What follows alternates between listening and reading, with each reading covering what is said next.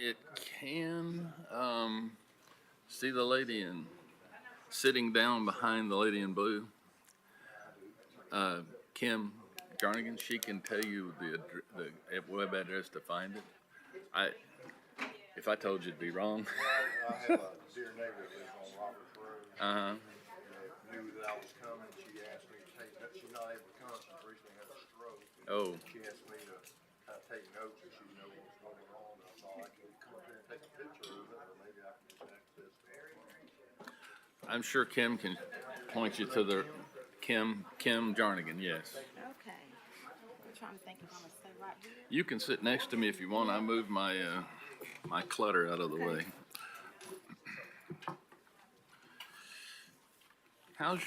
Was it your nephew that was having the medical issues? My nephew. Nephew. He's doing a little better, but he's still struggling. Struggling. I think part of it is mental too. Oh. Yeah. But he's, And what happened to him again? Remind me. well, it's almost like he has seizures. Oh. But it's not. He went to the ER that time and they ruled out seizures. I think it's a little bit of anxiety. Well, it could. Yeah. Those things do that to you. Yeah. Is that gonna be in your way? No, ma'am. Okay. Not in my way. I knew I was gonna be here for like 12 hours in this room. Yep. And I got a set for Christmas of Under Armour thermal underwear, which I'm proud But of. yeah, he's able to get out now. He's still not driving. But see, he had been not confined to the bed. He confined himself. Afraid to get up, but Who's here for item 5F? Yeah. so he gets out and rides with him and everything Tyler Lee, His applied come up just a second. and all that good stuff. Well, that's good. He just turned 50 and just had a birthday last week. So did I. When was yours? Saturday. His was the 14th. Well, happy birthday. Thank you. All right. I'd like to call to order the January.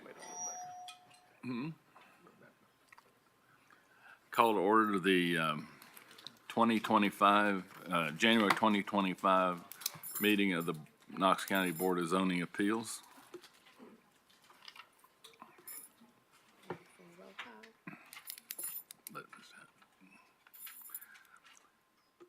If you would call the roll. Curtis Brown. Here. Jonathan Repass. Here. Doug Lloyd. Here. Ashley Williams. Here. Cecil Anderson. Here. John Elliott. Here. Sherry Garrett. Present. Rebecca Longmire. Here. Paul Huff. Here. All 9 members are present. Chair declares we do have a quorum today. If you would join me with in the pledge of allegiance. Pledge allegiance To the flag of the United States of America and to the republic for which it stands, one nation, under God, indivisible, with liberty and justice for all.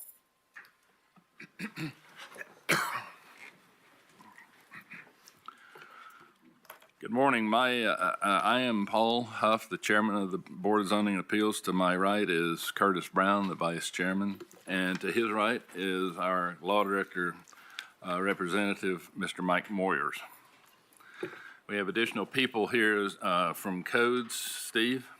Yes, I have myself, Steve Elliott, Miranda Ward, and then we have Mike Reynolds from Knox Planning. Very good. Our voting procedures require a simple majority of the board members present. Today, there are 9 members present, so a majority of 5 is required to pass anything that we hear. I'll accept a motion to approve the minutes from last month. So moved. Second. Motion's been moved and seconded. Any discussion? All those in favor, please say aye. Aye. Any opposition? Motion carries. The hearing procedure for this board is the Knox County Board of Zoning Appeals is authorized to grant variances and hear other matters by the Tennessee Code and the Knox County zoning ordinance, specifically 6.60, quote, Board of Zoning Appeals. These laws prescribe strict parameters, the meeting of which is required to grant a variance. The burden of proof is that an application must meet these parameters rests on the applicant.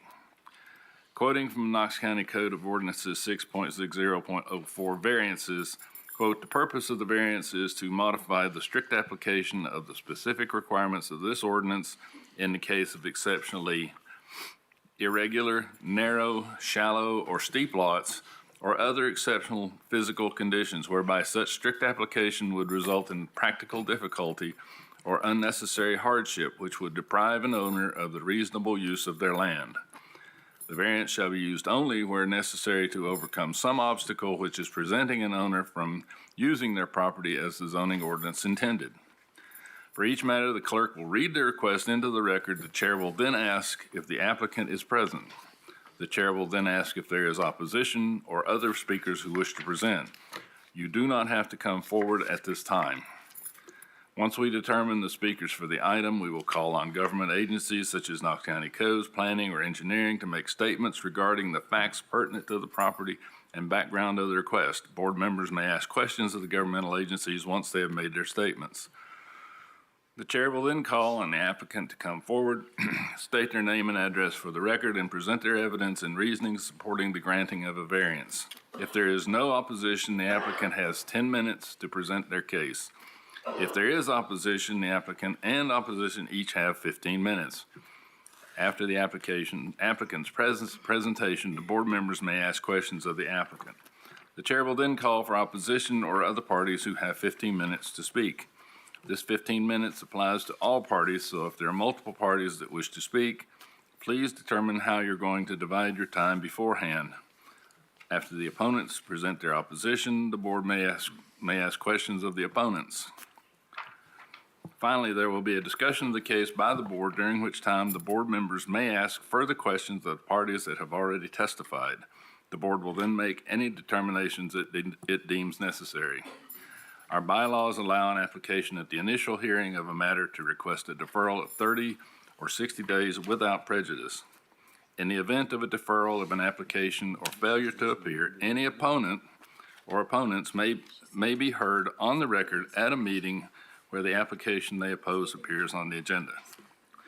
Mr. Law Director, if you would, swear in all speakers today. All right, if you're here to speak to this body on any matter that's on the agenda, either for or against, if you plan to speak to this body at this podium, please stand and raise your right hand. You better raise just in case. You've got to talk to them. All right, do you solemnly swear or affirm testimony you're going to give today be the truth, the whole truth, and nothing but the truth, so help you God? Be seated, please. Are there any agenda changes or corrections? Yes, Mr. Chairman, I actually talked to the applicant here for 5F, and we took this application in error, and we would ask that he be removed from the agenda. 5 what? 5F. He had a plat map that shows he had a required setback of 15 feet, but that's for the main structure, not an accessory. So he doesn't need a variance. We concur. Any other items, any other changes? 5-0 was opted out. Yes, 5-0. Yes, 5-0 opted out and went to court. And I don't believe we have to vote on that. It just simply went away. Sorry. Just withdraw both of them without objection. Yes.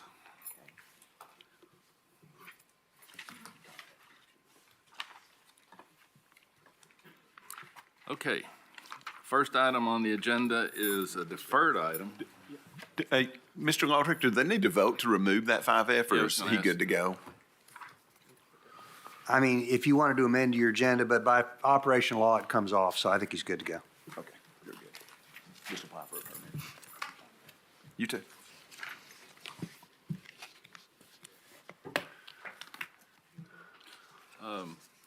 Whose district was was K? I'm sorry, that's not it. The gentleman that just left. Okay. We probably could have voted to refund part of his money, but, he's gone now, so. All right, 5A, I'm sorry, 4A, that's the first. Ready? Yes, please. 4A is a deferred request of Nick Whitehead for waiver to extend the current CA zoning line 100 additional feet to include back portion of the parcel. Properties located at 7117 Chapman Highway, CLT map 137, parcel 179, property zone CA and AG in the 9th Commission District. Is the applicant here? Is there any opposition to this? If you could come forward and state your name and address for the record.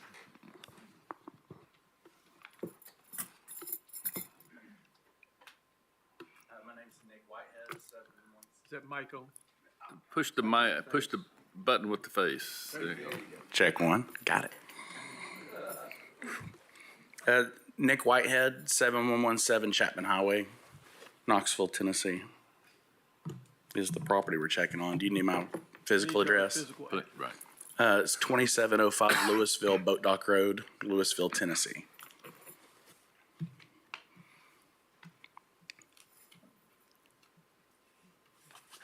And why do you need to extend this line? Well, the way that the property is laid out right now, it's the old Bayou Bay Seafood House, if you've ever been there. We purchased the property approximately 2 years ago, and we've put a pre-owned car dealership into the current location. The way that the property lays out is it's actually super narrow. Where it corners off to the left side of the property, that's actually it's really steep over on that side of the left of the property. Yeah, left of the CA. It dives off. In the back portion of our property, what we'd like to do is eventually put in a small garage, something where we can work on vehicles, clean cars, do any kind of light repair work, so that we're not having to do it under a tent or any kind of structure whereby guys are out in the rain or the cold currently.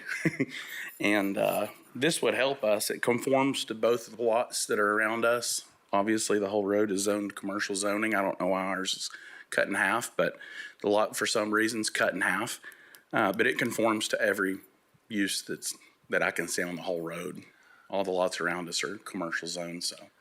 I'm quite familiar with this lot. I used to eat at the Bayou Bay years ago. I see no reason to oppose this. I will make a motion to approve this. Second. Motion's been made and seconded. All those in favor, or any additional discussion? All those in favor, please say aye. Aye. Any opposition? You're approved. Thank you, sir. Thank y'all. Have a good day. Oh, one other thing, Mr. Whitehead. Please make sure when you build your shed, you conform with all the setback requirements so you don't have to come see us again. Yes, sir.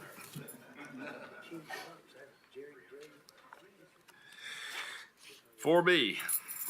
4B is a deferred request of Nazar Markovich for waiver of lot intensity from 1 acre to 0.76 of an acre, located at 5901 Roberts Road, CLT map 022, parcel JA, parcel 013, that's Route JA. The property zone AG in the 8th Commission District. Mr. Chair, can we also hear 4C at the same time? Yes, we would like to combine these two into one hearing, hear them both. Go ahead and read 4C.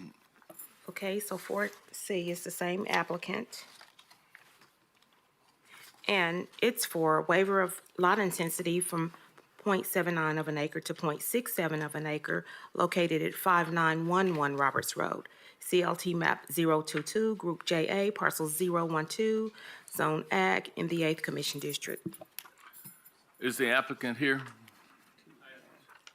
Is there any opposition to this? If you could come forward, state your name and address for the record, and give us your reasoning for requesting this. My name is Nazar Markovich. I live at 1619 LeConte Road, Knoxville, Tennessee, 37914.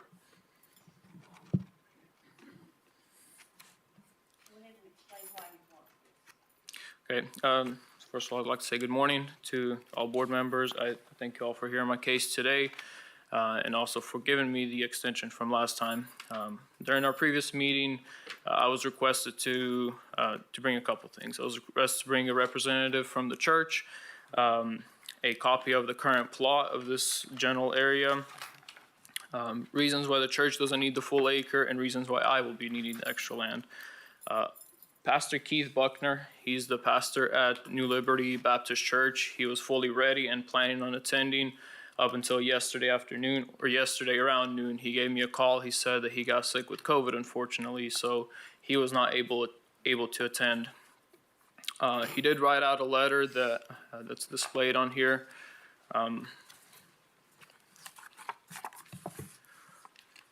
I'll read this letter. Can you go ahead and pull up the presentation? I'll read the letter in the slide where we have Pastor Keith's notes.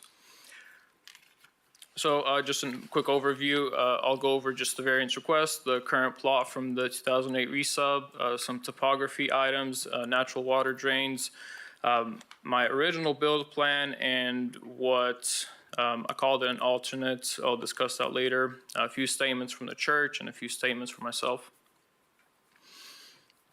So this is the variance that we're discussing today. So we're doing a waiver of lot intensity from 1 acre to 0.76 acres on the lot belonging to the church, and we're also the second item is for the lot on 5911 Roberts Road.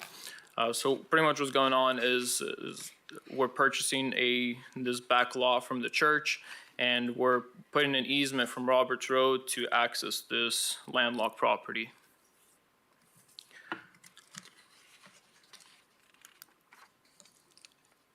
So go back to the plot.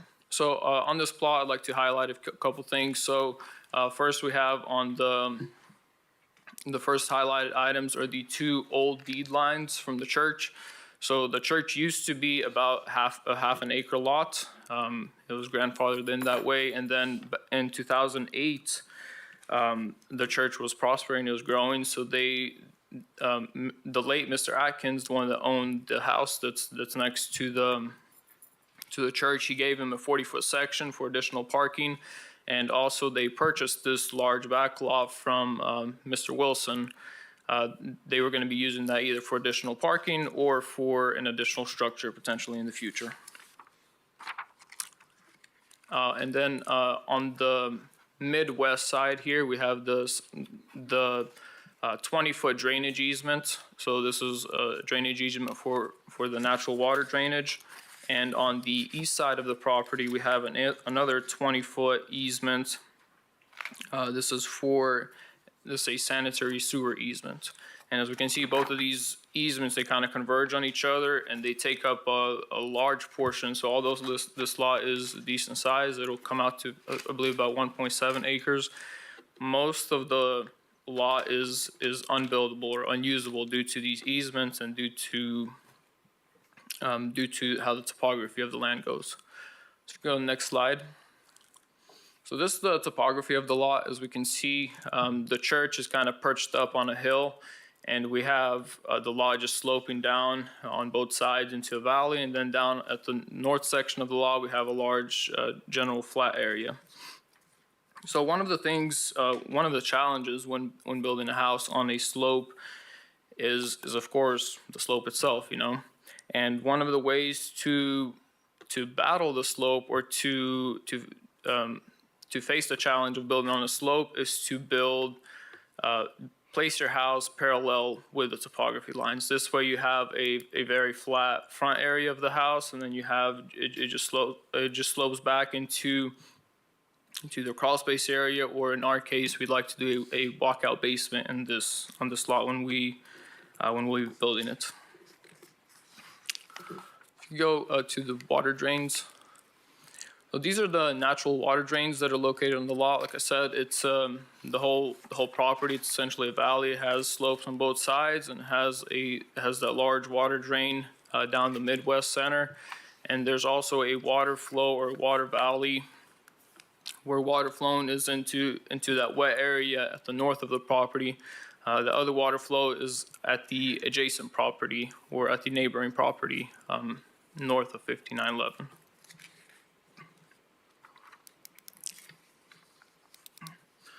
So this is just a general overview of how we were originally planning, pending approval of this variance.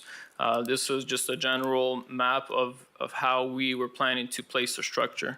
So as you can see, this structure, it's placed parallel with the topographical line. So like I said, it'll be the driveway will be flat, the front door will be a general flat area, that front porch will be a general flat area, and it'll all just be a gradual slope down into that walkout basement. With this kind of configuration, it's nowhere near any waterways or any wet areas, and based on topographical just line counts, the elevation drop from the front of the house to the rear of the house will be about 10 feet, which based on about an 8-foot ceiling, that's exactly where you want it for a comfortable walkout basement. Now, if you go to the next slide. I call this an alternate plan, but it's really, I don't know if something like this would work. I have doubts that a plan like this would work. So the blue line that we see running on the southeast section of the property, this is what the property line would have to be for to suffice a full acre to the church. A configuration like this shifts the whole building down slope in the north direction and down slope in the west direction as well.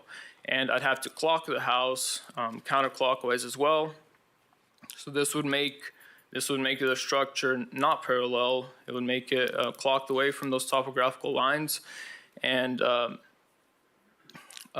placing the structure like this from that front leftmost corner to that back rightmost corner, I'd have, based on topographical countings, I'd have a crawl space or a basement height of about 16 feet now.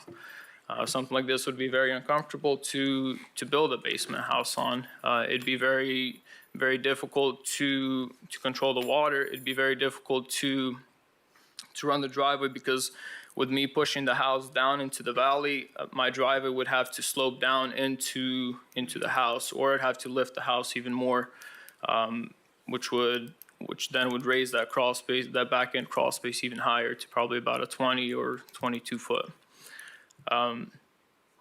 In addition, there's only just one cluster of trees right now belonging to the property. I mean, this is going to be a permanent house for me and my family. I'd like to keep some trees on it. And also that rear elevation, or that rear portion of the house, the rear porch, it would start encroaching it wouldn't encroach, but it's starting to get very close to that drainage area, which I've walked those drains after some light rain, and it's very wet there. The ground is very unstable, very soft. So I haven't been there after a heavy rain event, but I can imagine that it'd be even a worse condition.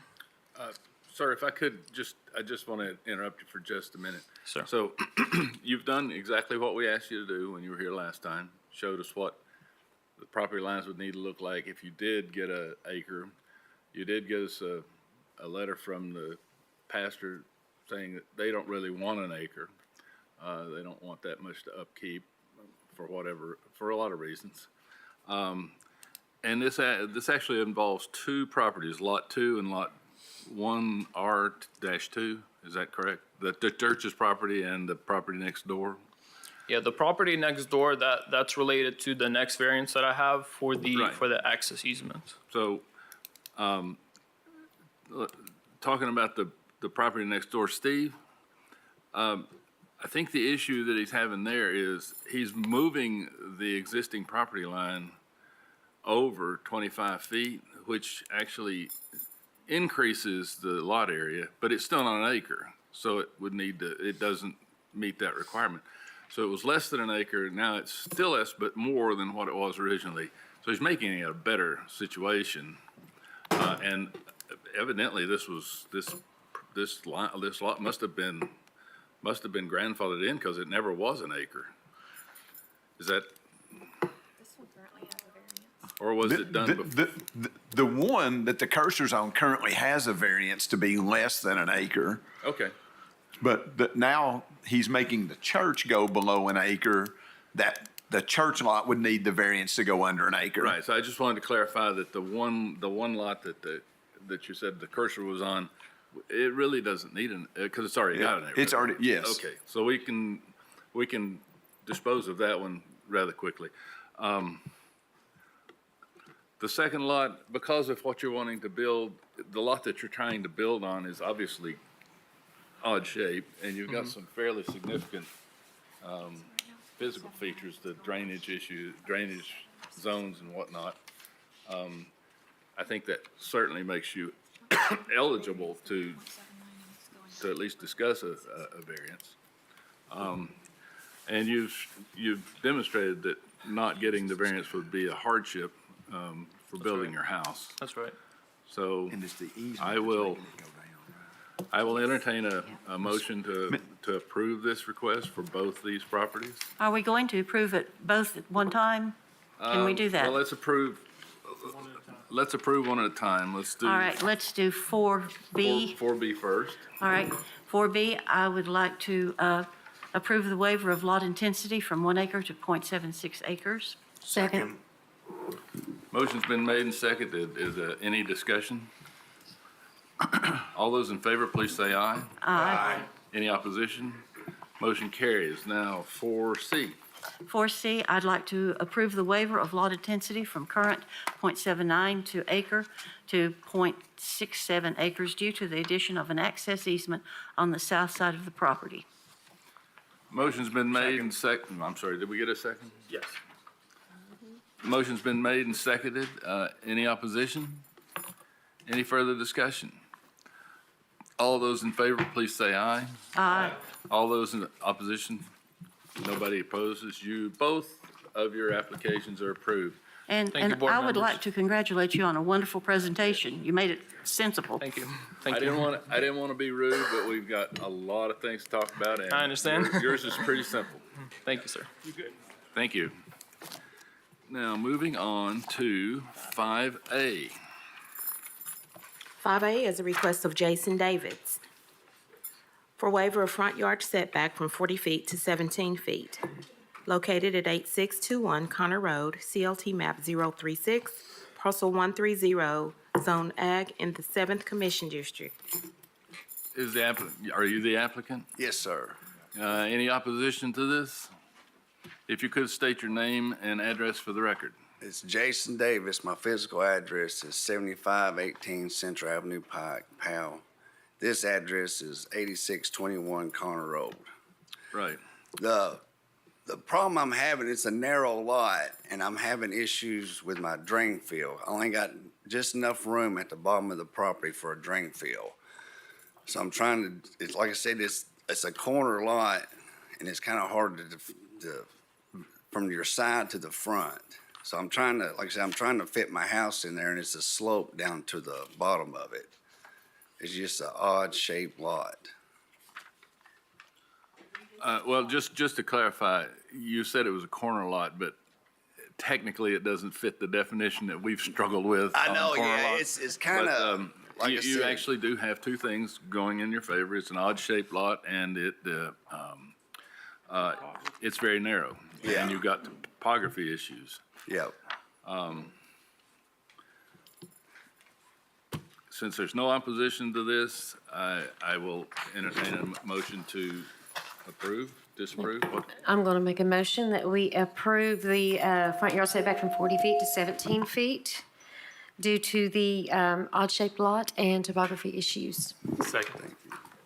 Motion's been made and seconded. Did you get the second? Motion's been made and seconded. Any opposition? Any further discussion?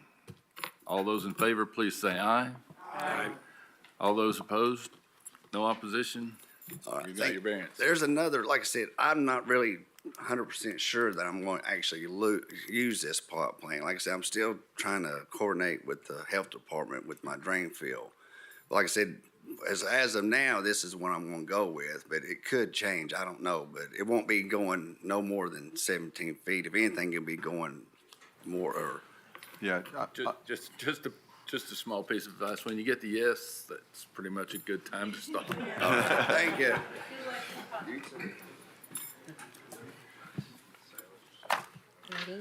5B.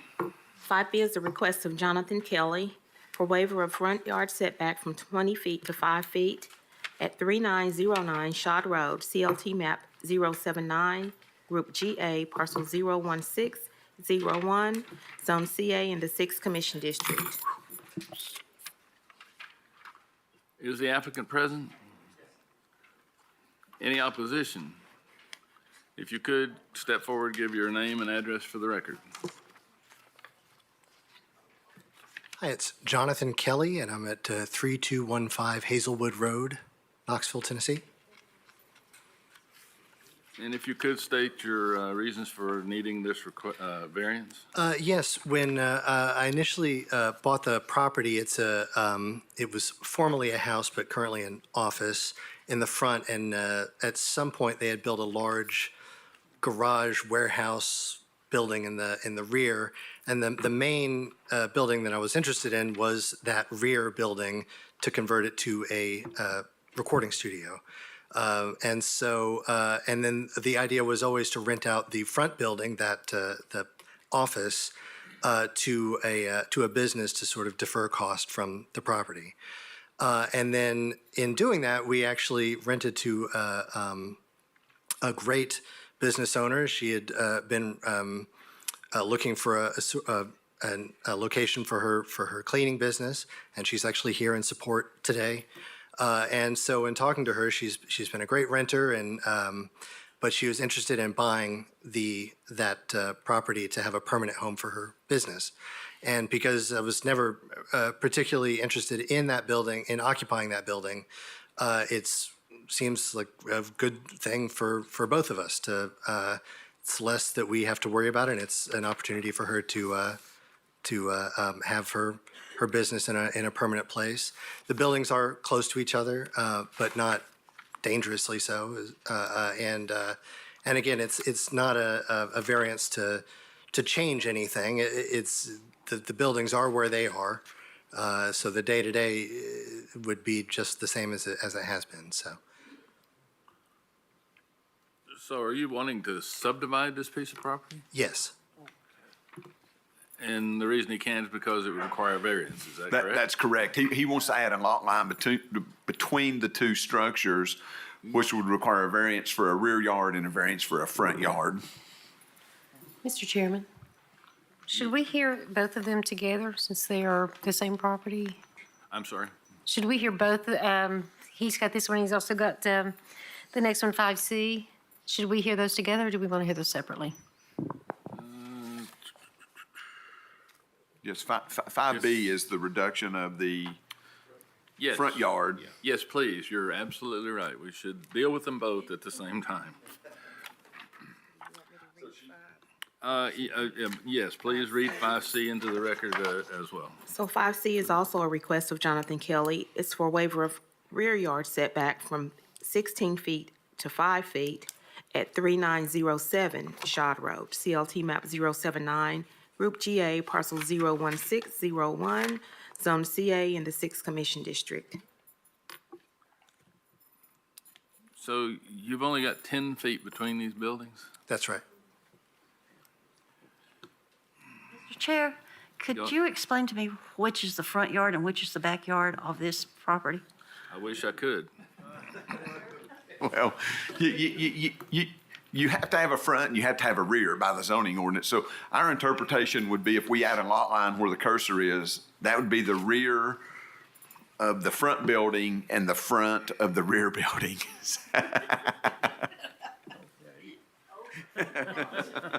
And I'm sorry, my eyesight doesn't allow me to see those addresses. But Well, I mean,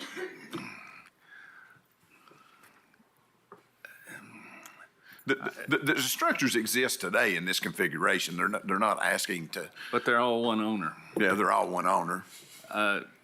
This is going to be similar to an issue that's going to come up later.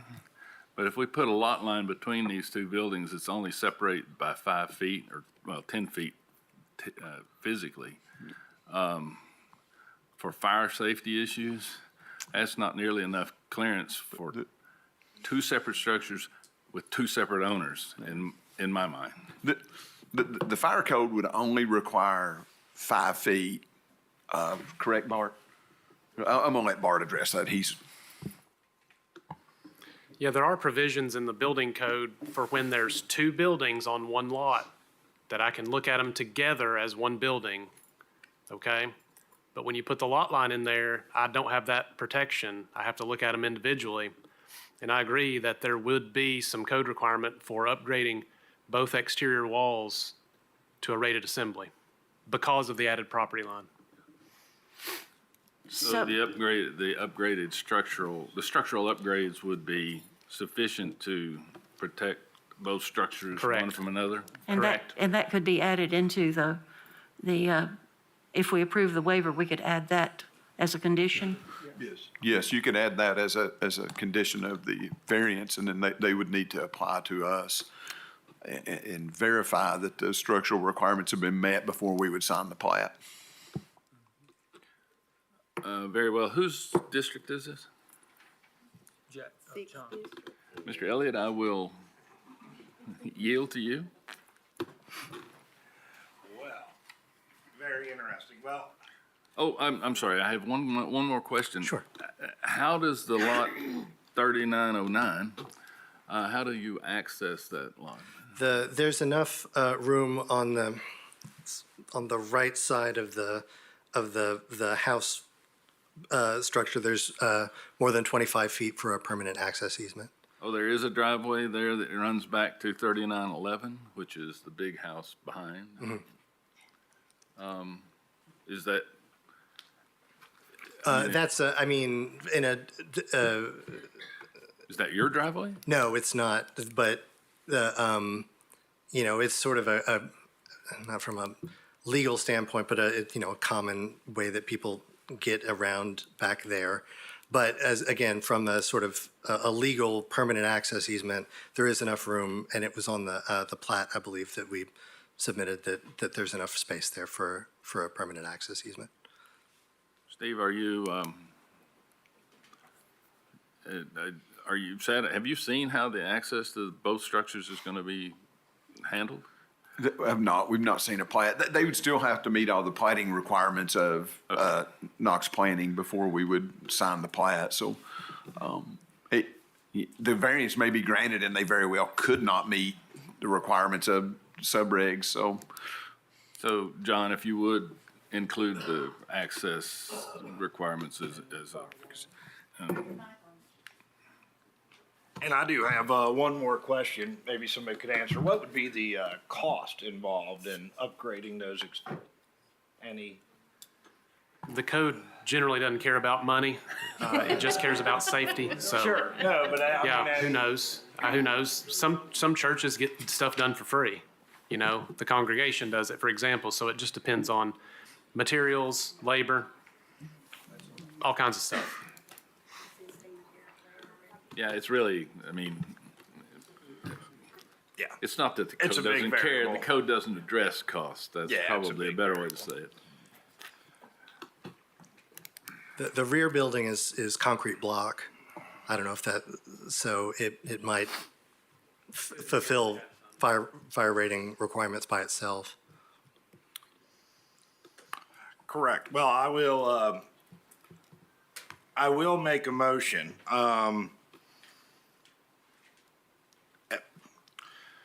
based on the fact that the buildings have existed in this relationship for a long time and they're grandfathered in, I don't really see how adding an imaginary line, so to speak, changes that greatly. I don't want to create a hardship just by adding a line. So I would propose to approve the waiver of the setbacks as long as there is proper access illustrated in the plat going forward. So I drive by it weekly, and that is a tight, little, messy situation there, so access would be a big concern of mine. So I would say that, subject to the following conditions.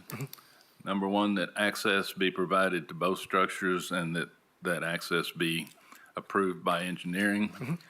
And that any needed upgrades to the structures, both structures, to meet fire code requirements be made prior to the approval of the plat, that this variance will be approved. Any further discussion? Need a second, sorry. John, you want a second? Or, well, actually, you made the. I made the motion. I'll Yeah. second. Thank you. Made the motion to approve. Depending on the variances that have been stipulated for to meet the fire codes and planning. All those in favor, please say aye. Aye. Any opposition? Motion carries. Thank you. 5C. 5D. I'm sorry, D. 5D is a request of Samuel Cody Carroll for waiver to allow accessory structures on proposed Lot 2 without a primary structure, waiver of front yard setback from 35 feet to 14 feet, waiver of side yard setback from 25 feet to 9 feet, and waiver of rear yard setback from 25 feet to 13 feet at 646 East Beaver Creek Drive, CLT map 047, parcel 195, property zone RA in the 7th Commission District.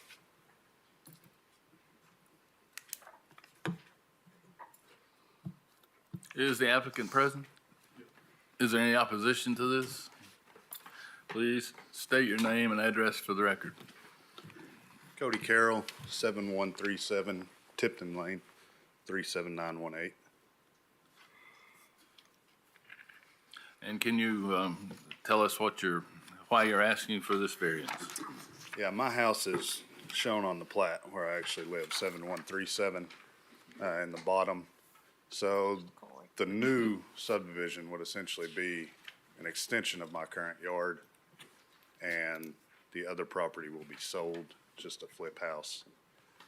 So those two structures are obviously existing, and they would just be used for storage for my personal residence.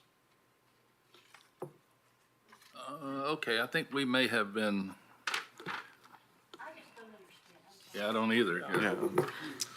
I bought the house, 646 Red Dot, to flip. I'm splitting the lot. Sure. Splitting the lot so that I can keep the existing structures that are there and use for storage and have a bigger yard, because you can see how close the lot line is to the corner of my house. It is pretty much right on the setback of 8 feet. My residence is also used for my business address. I'm a builder. So I'd like to get a gravel road on my side, and I don't have room for that. I originally tried to buy 10 feet of this lady's lot, and she wouldn't sell it. So when she put her house up for sale, I just bought that. So, Mr. Chairman, may I ask a question? well, let me clarify something. So, if I understand what you're saying, you own 7137 and you own 646. Yes, So you own both those pieces of property. yes. So there technically is no property line between 7137 and 646 anymore because it's all one owner. Well, 646 is under the business name, Knoxville Home. But yes, it's all mine Who's right it now. deeded to? Whose name's on the deed? Probably mine. Okay. I mean, the house is, but I And don't know. 646 is deeded in your name. Tax That was records deeded show under Knoxville Home. Home. So, yeah, I don't know about the actual deed. The tax records Well, show. I'm trying to determine who owns both pieces of property. If one person or one entity Yeah. owns both pieces of property, Yeah. there is no property line between the two anymore. There is still a property line. He owns both, but there's still the property line where the cursor's at. My question is, are you eliminating that property line and moving it? No, No. I want to subdivide it. True Line surveyors are doing it. So the yellow line represents the new subdivision, which is pending. The lot in between the two properties with the accessory structures, those accessory structures will probably eventually be demolished and a new residential structure will be put on that lot at some time. Okay. But right now, while I live there, I'm just wanting to use them as storage. Okay, so he does need the variances as written. Okay.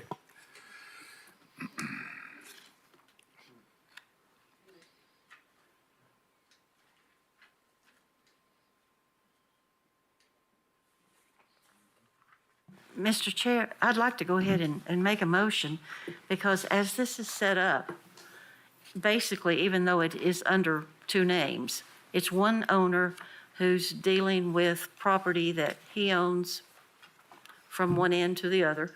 And things are going to change, because if he does subdivide it and the accessory structures are taken down so that another residence can be built there, that would take care of any problems that we had anyway, as I understand it, which is iffy at best, I'll have to say. But I'd like to go ahead and make a motion to approve the waiver to allow accessory structures on proposed Lot 2 without a primary structure, and to approve a waiver of front yard setback from 35 feet to 14 feet, waiver of side yard setback from 25 feet to 9 feet, and waiver of rear yard setback from 25 feet to 13 feet, because it would allow for the splitting of the existing lot and would also deal with the fact that accessory structures without a primary structure become the main buildings. I will second that. I have some comments to make.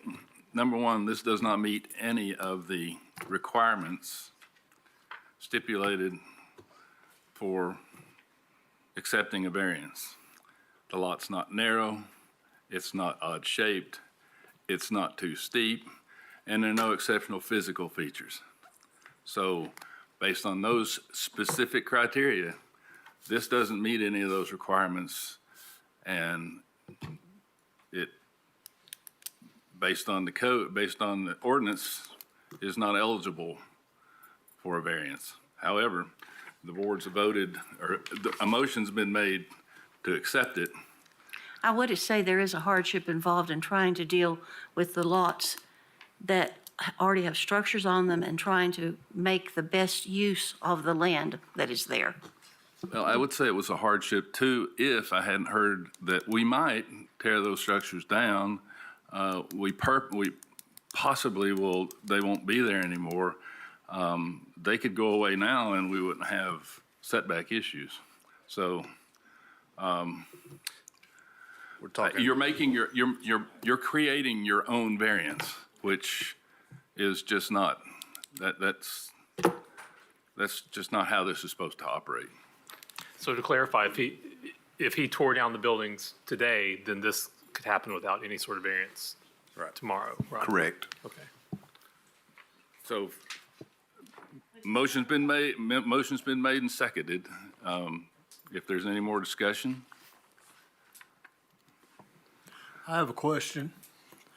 If we grant this variance and those structures are removed, will the front yard setback remain in place for the new home? I mean, could the new home be built at 14 foot off the road?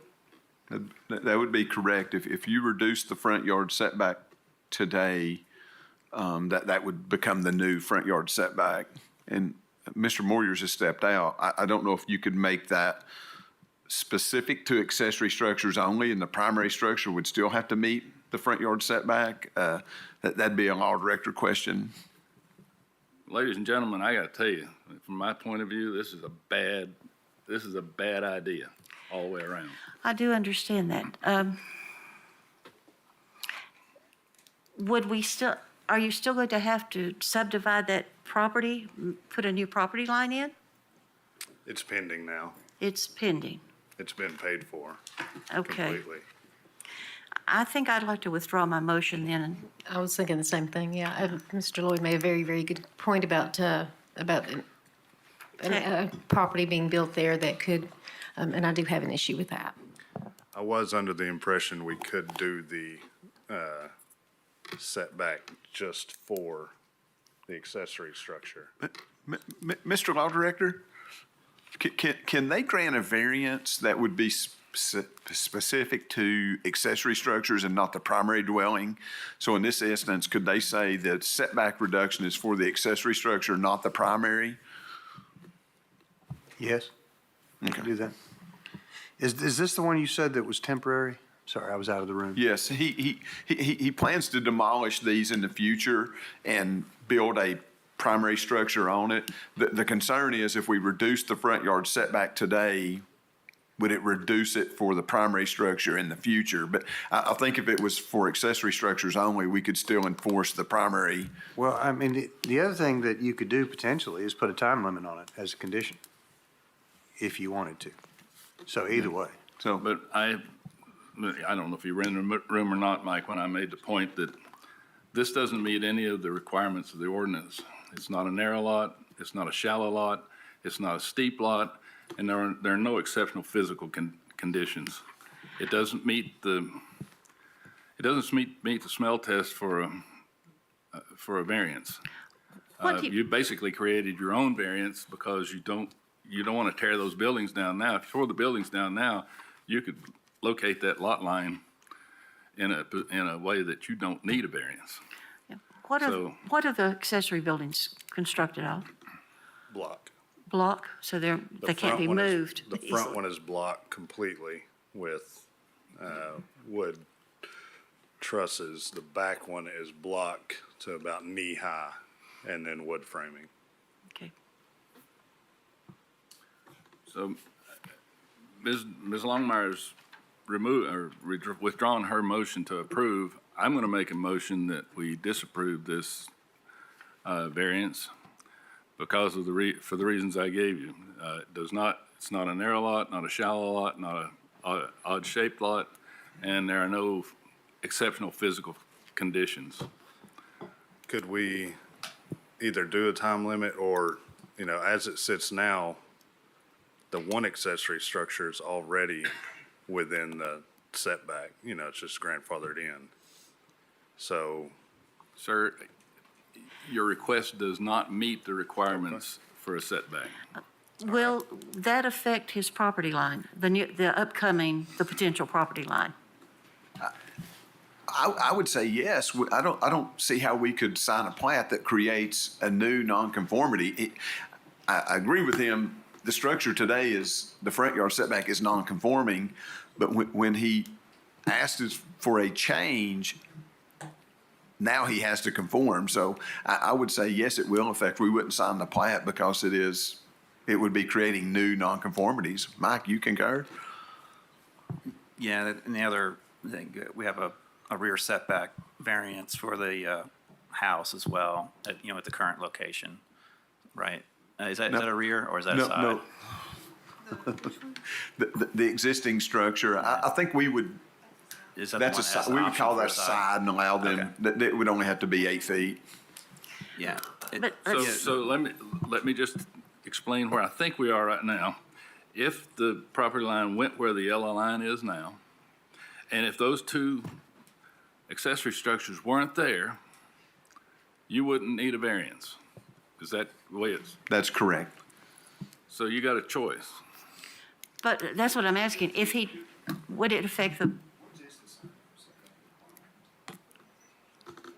If you're planning on taking the structures down, do it now and be done with it.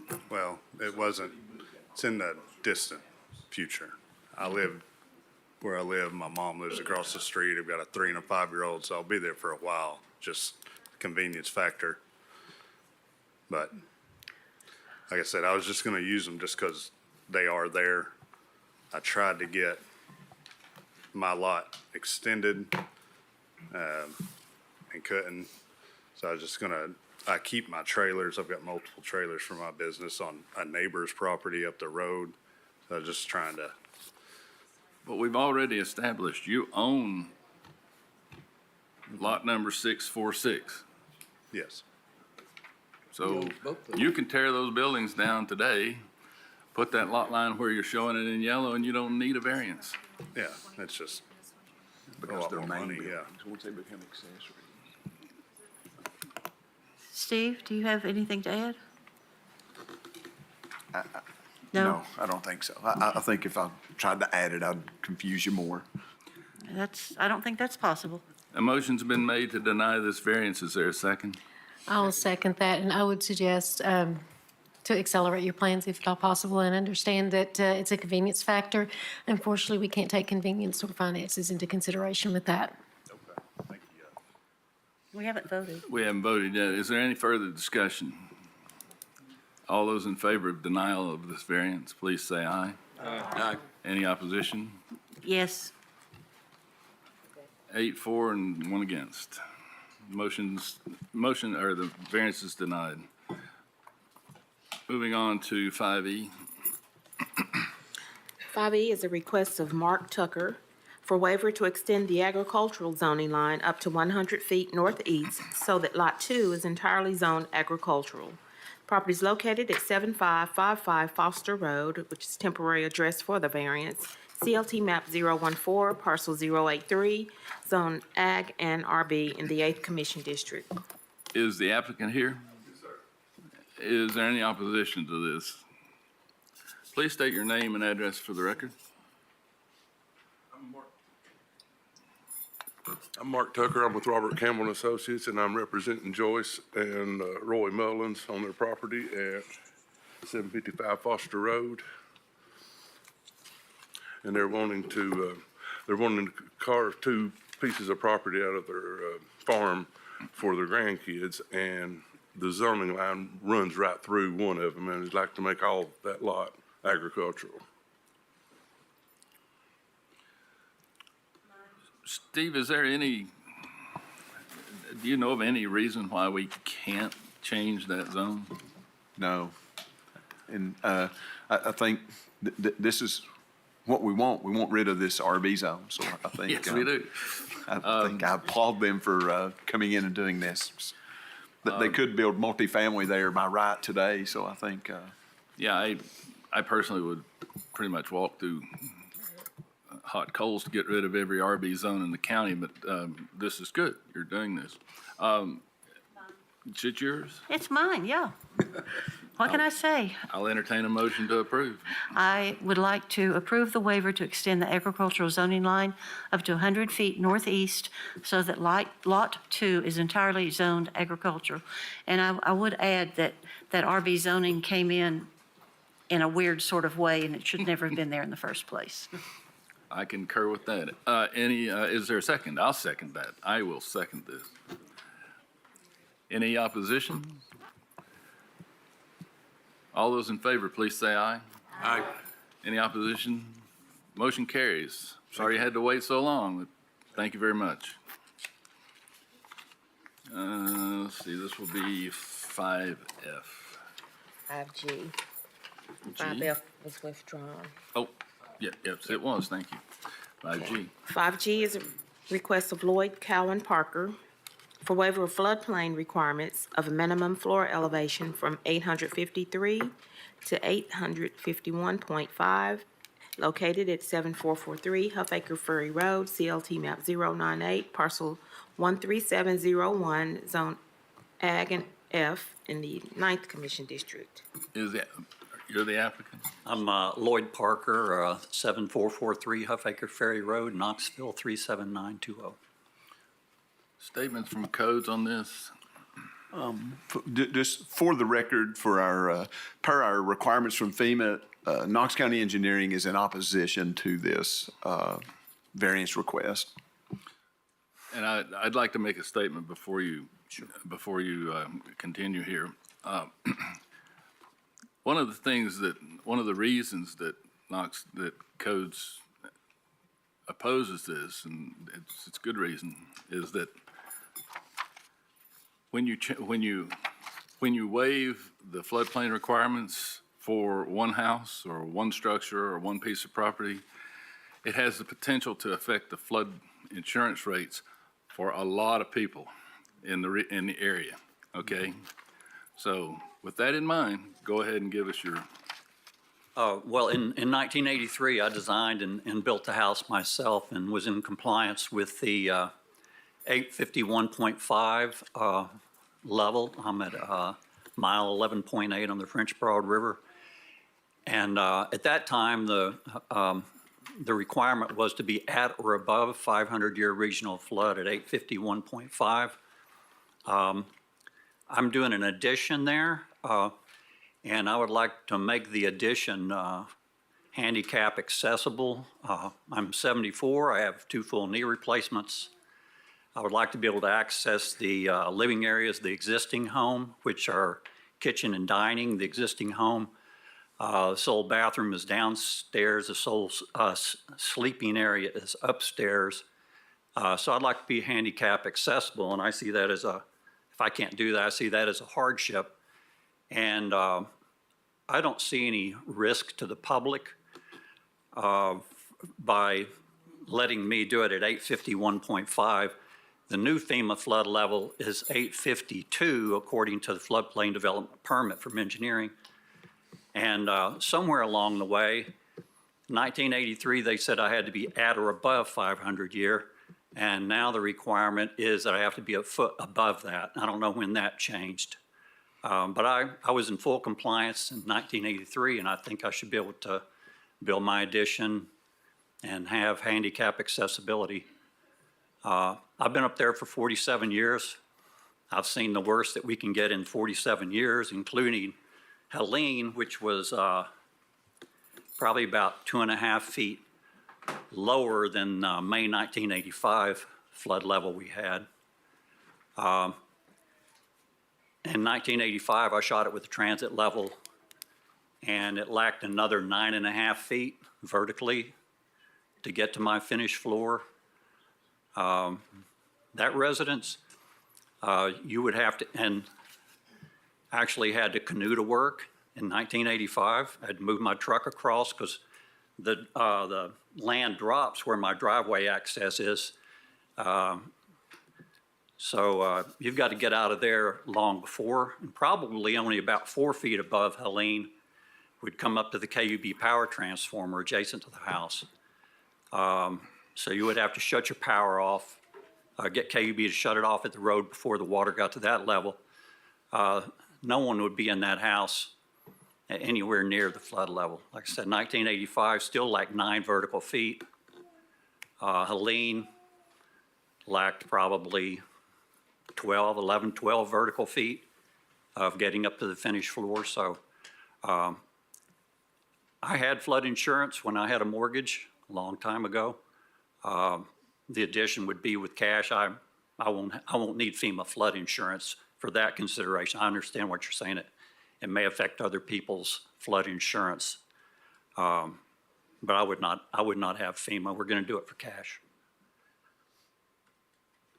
Steve, can you shed light on the issue of the flood insurance side? Yes, in 1983, there was the flood elevation was 851. In 2007 or 8, they updated the FEMA maps, and when they updated those, in order to get us a better community rating, we changed to 1 foot above the 500 year. So the 500 year flood elevation is 852, and then 1 foot above that is 853. So that is where the change does come in. But it's the community rating which affects. That is, we currently get a 10% discount on flood insurance for the entire community because of the 1 foot above the 500-year. I don't know what FEMA would think if you grant one variance, but if becomes a continual thing, FEMA's going to come in and lower our rating, which would lower that discount from 10 to 5%. And of course, it seems to me that, they've changed it since I was in full compliance, did everything. If they'd asked me to put it a foot above at that time, that would have been easily done. I was in full compliance in 1983, and now the rules have changed and might change again. So you say you want to do this because of handicap, accessibility issues, right? You wanna Right, make it accessible. steps up into the addition. The existing home has kitchen, dining, common areas, sleeping areas upstairs, the only bathrooms downstairs. The addition will have a ground level master suite or main level master suite and handicap accessibility to get to kitchen and dining areas. But your house currently is not accessible because your bathroom's upstairs. I assume you don't have an elevator. That's correct, and that's the primary reason for doing the addition is to get main living sleeping areas, main level sleeping areas. On the same level with the bathroom? With kitchen, living, dining. And if I have to, take steps up into the addition, I'm sorry, is this going to be on the same level with your bathroom? the addition will have its own bathroom. And there's a main level bathroom as there is, as in the existing structure. But to get from the master bedroom, master bath, on the new addition, to get to kitchen dining areas would require steps. Is this addition going on the riverside or the backside of the house? Parallel to the river, perpendicular to the existing home. Mr. Chair, Yes. one problem I have is if someone has built a house and has met all the codes and setbacks and everything that that house is supposed to have, and things change, we don't make that person redo their house. Yeah, we're not asking to I jack up understand the that, existing. sir. I understand that. But what I'm saying is, he has met every requirement, and there is a, 1 foot difference in what you want and Foot and a Well, half. foot and a half. Foot a and a foot and a half. half. I understand the necessity of making sure that we don't just add variances for everybody that wants a chance. But I don't see that one variance for a person who has met all requirements for the entire time is going to change the flood insurance. It may and it may not, but who's to know that next year what's going to happen? And I think it will change again because of Helene and because of whatever, everything that changes. But to me, it is a hardship to make him change when he has done everything correct so far. And the common sense side of me agrees with you. The regulations that I'm required to enforce don't agree with you. So that's. And I will say this, I've designed and helped build a number of accessible structures. There are ways to overcome grade differences without stairs. You can do it with ramps. An 18-inch difference in elevation is not a very long ramp.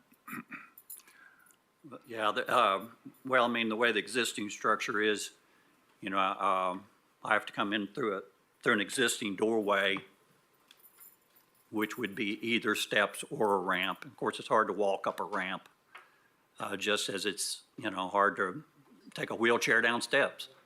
Hard to walk up a ramp? Well, I mean, It is, sir. If you haven't had artificial knees and or hips, a ramp is not a comfortable thing. I have an artificial hip, so that's not an issue. I don't understand that. I'm afraid that sounds. Whose district is this? Is this my district? It's the 8th district.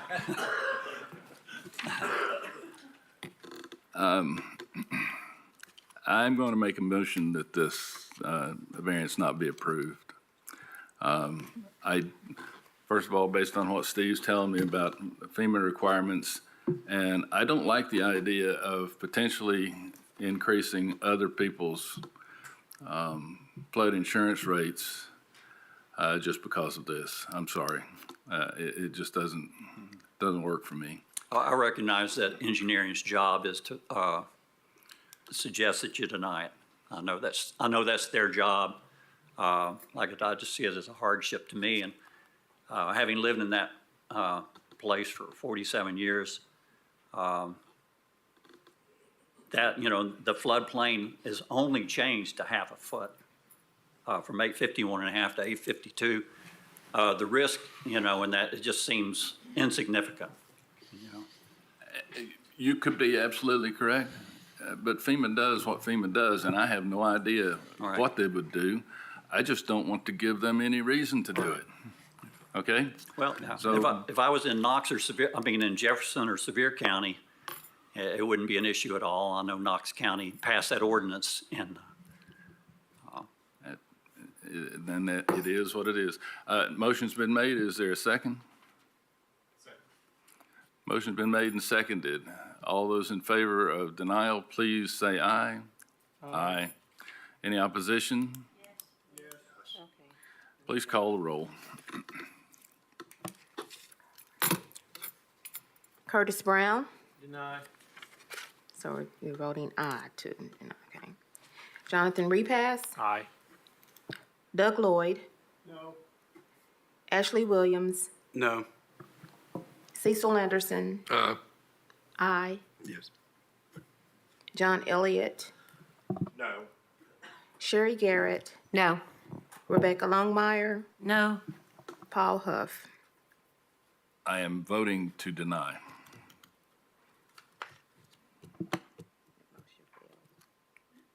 Motion fails. 4 aye votes and 5 no votes. According to this, no motion does not carry.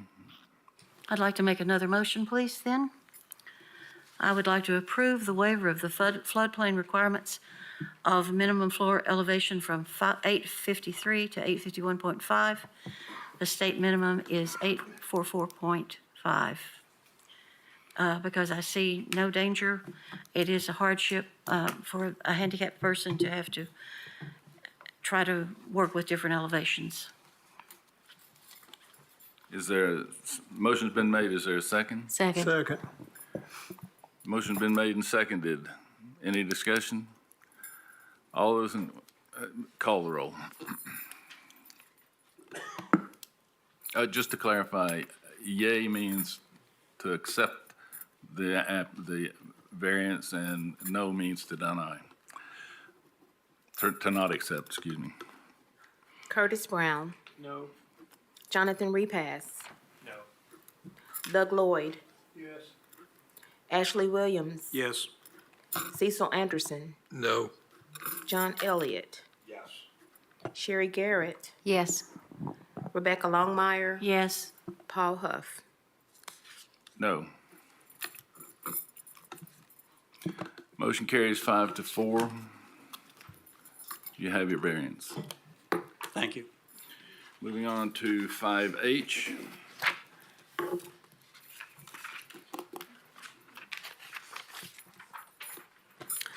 Is the applicant here? 5H is a request of Randall Loop. It's for waiver of side yard setback from 12 feet to 6 feet at 7920 Whitcomb Road, CLT map 056, Group IB, parcel 016, property zone RB in the 7th Commission District. Please state your name and address for the record. Yes, sir. Name is Randall Loop, property owner of 7920 Whitcomb Road, Powell, Tennessee, 37849. And can you, sorry, statement from codes, anything from codes on this? We don't have any at this time. Well, maybe I should clarify that this is an existing structure. We're not for sure if the garage addition was built with permit or not. It could have been built prior to our office opening. The current structure sits at, how many feet away, Miranda? 6 feet. 6 feet away from the property line. It should be 8 feet. And they're asking to add a second-story addition to the garage, which would then require them to be 12 feet away. Is there any opposition to this? Can you explain to us why you need the variance? Yes, the variance would allow us being my family, to proceed with the next steps to put a livable addition on top of the existing garage. The addition, as you can see in the site plan and survey, would be the exact same footprint of the existing garage. Were you aware that your current structure does not meet the required setbacks? Not until this process.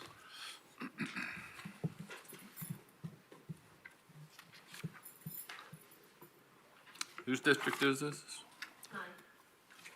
Ms. Garrett?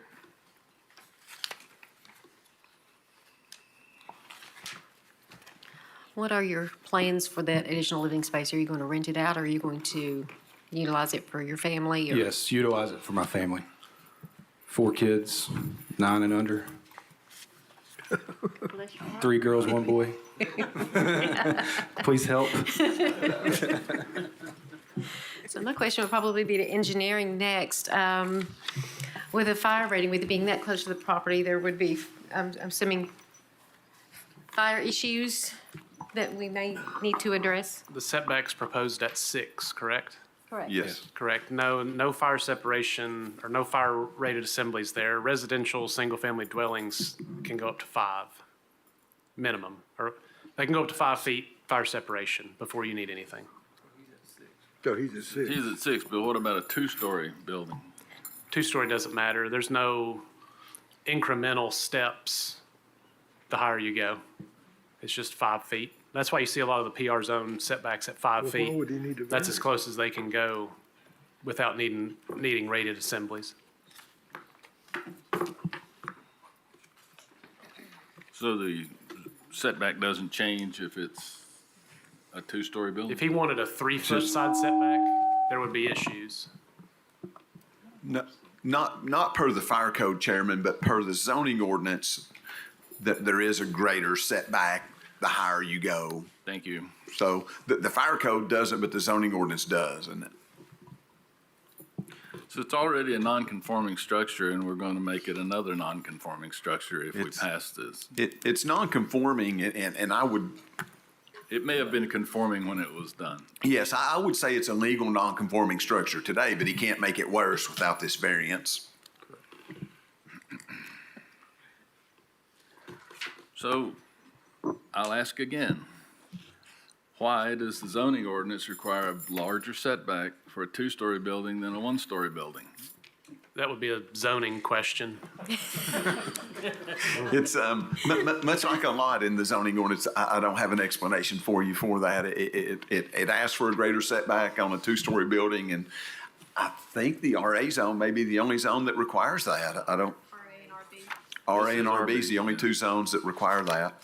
Yeah, a lot of times it's like a light and air kind of thing with the zoning ordinance, where the taller you get, the more you overshadow adjacent structures, and it becomes a livability item, like, not necessarily a life safety issue, but more just a livability items. I understand that your neighbor has given. Yes, I was getting ready to chime in. For what it's worth, in the application is the approval of Glenn Stafford, which is my neighbor, directly adjacent to where this addition will be going. And I would add that I concur with Mike. I think it was more of a privacy type thing from the greater setbacks in the RA zone, because they do require 10,000 square foot lots. So the intent is larger lots, the bigger you get, I guess, in larger setbacks. I'm going to make a motion to Yes, please. back to it, to approve the waiver of the side yard setback from 12 feet to 6 feet to allow for more livable living space in the existing footprint of the garage. Motion's been made and seconded. Any further discussion? All those in favor, please say aye. Aye. And I'll register my vote as no. Motion carries. 10-4, thank you. Good luck with your project. 5I. 5I is a request of Benjamin Valdez for waiver of front yard setback on Chisholm Trail from 35 feet to 28 feet at 8301 Santa Fe Trail, CLT map 133, Group AA, parcel 002, Zone RA in the 4th Commission District. Are you the applicant? Yes. Please state your name and address for the record. Benjamin Valdez, 8301 Santa Fe Trail, Knoxville, 37919. Any statements from codes? We don't have any. Before you start, this is another one of those corner lot issues that we've been plagued with for, I don't know, forever. Oh. Your address is on Santa Fe Trail, so is that, not that it's written down anywhere, but is that where your mail is delivered?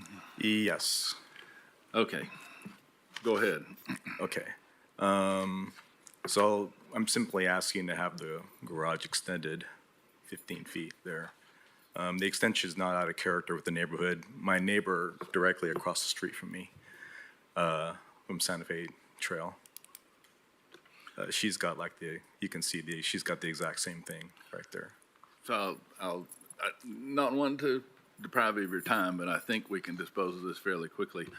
Because this is a corner lot and we have dealt with these things ad nauseum over the last year. And he gets his mail off Santa Fe Trail. He's wanting to put this against Chisholm Trail. Technically, in my mind, you can't have two front yards. I don't have two fronts of my house. So I will entertain a motion from whose district? From my district. Ashley? I've driven through there. I don't see any issue with this. I'd like to make a motion to accept the waiver of the front yard setback on Chisholm Trail from 35 feet to 28 feet. Second. Motion's been made and seconded. Any additional commentation or comments?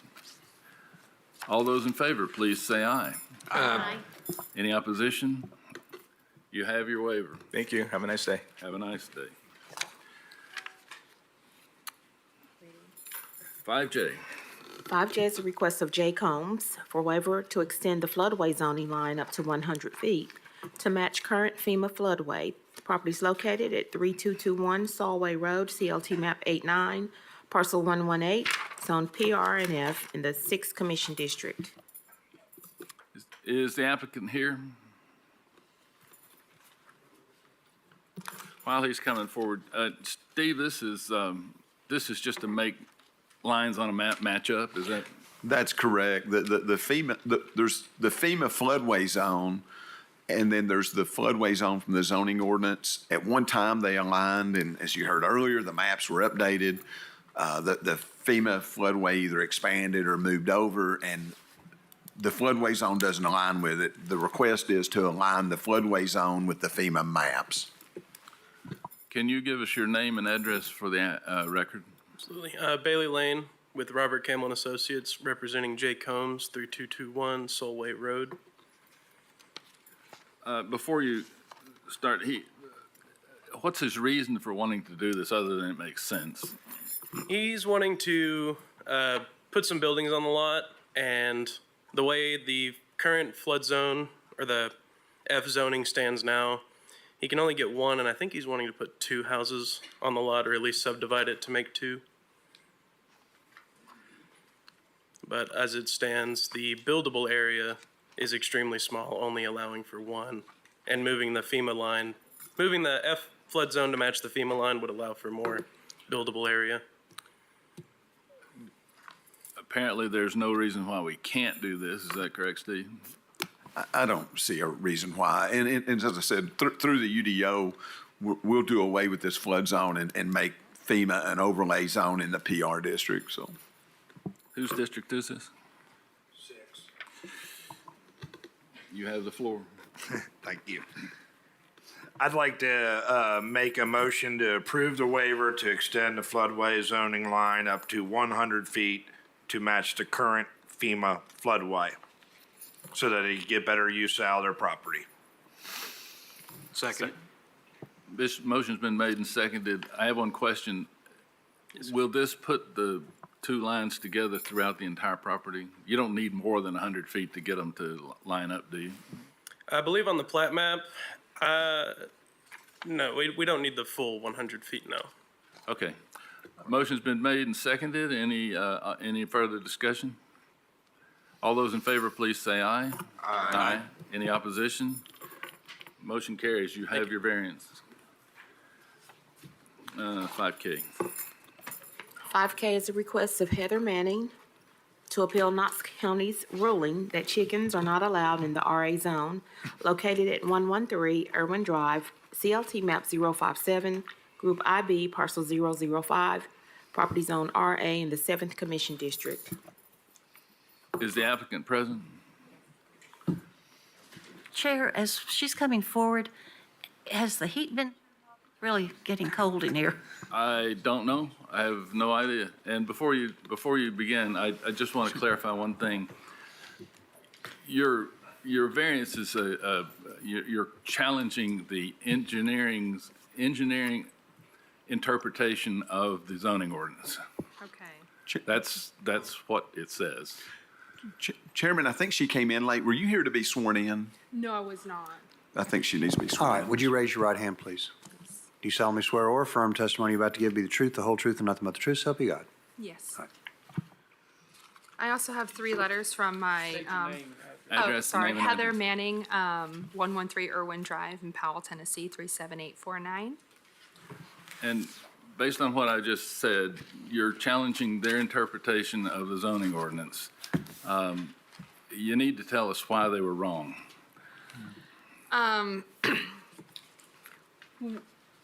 We just moved here. Literally just moved to Tennessee, just moved to Powell. And as soon as I got here, I got hit with a, you can't have your animals. Got rid of my pigs, mini pigs, got rid of my mini goats 2 weeks ago. And now we have all we have left is just our chickens, which provide eggs for our family. And I have letters from all my neighbors because the way our street is part of Irwin is agricultural and the other part is residential. The part of the street that I'm on is, I guess, considered residential, low residential.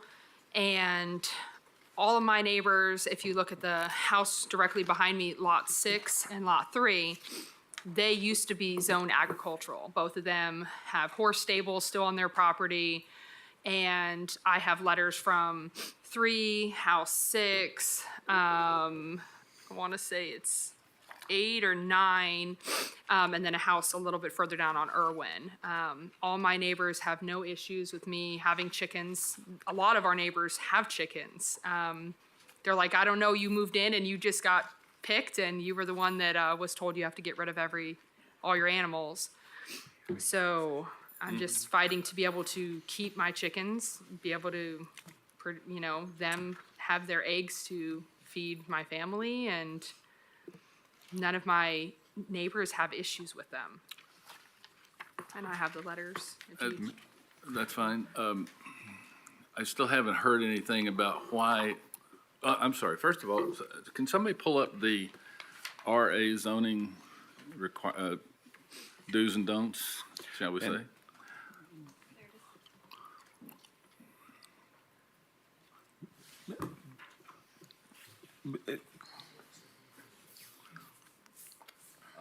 And just so you know, in Knox County, the zoning ordinances specifically say what you can do.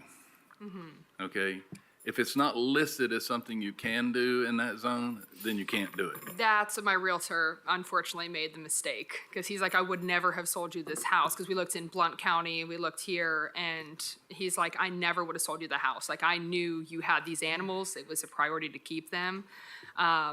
So that's what code enforcement as well told me. It's just what we're not understanding is if I live in Knox County, I could have 6 hens, no rooster, and I just follow all the rules that are listed. But yet living in the county. You may have relief coming by the county commission in some future. They're working on it. They're thinking about changing it. That's but right now, as it stands today, the zoning ordinance does not allow livestock, chickens, whatever, in that zone. I'm sorry, Mike, were you going to? You meant the city of Knoxville, you could have. Yeah, Knoxville City, you You're right, can have and that's chickens. because they passed an ordinance specifically allowing that in the city of Knoxville, which we have not done. And Mr. Chairman, I would like to clarify, we're the hunted here, not the hunter.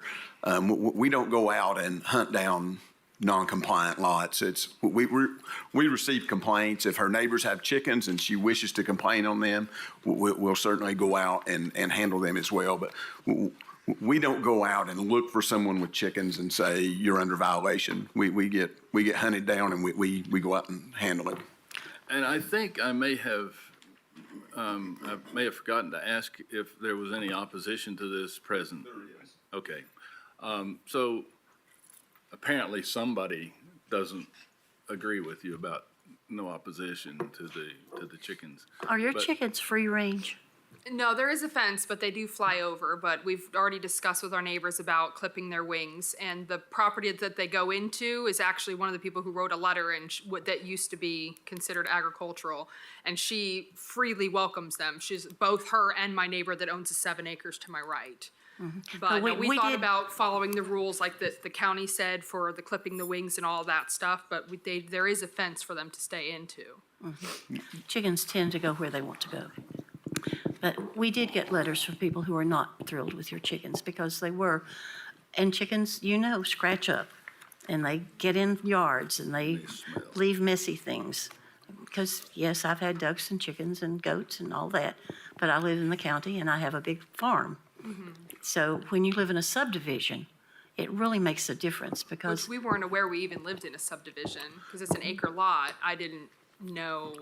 Like I said, this is different than Florida, so we didn't realize we were considered a subdivision until this issue started happening. And I went to my neighbors and was asking them. And like I said, they were all agricultural and their homes were changed to residential. And the house is on the other side of the street. And that's why they said, they're like, if this doesn't work, they're like, bring your animals to our house.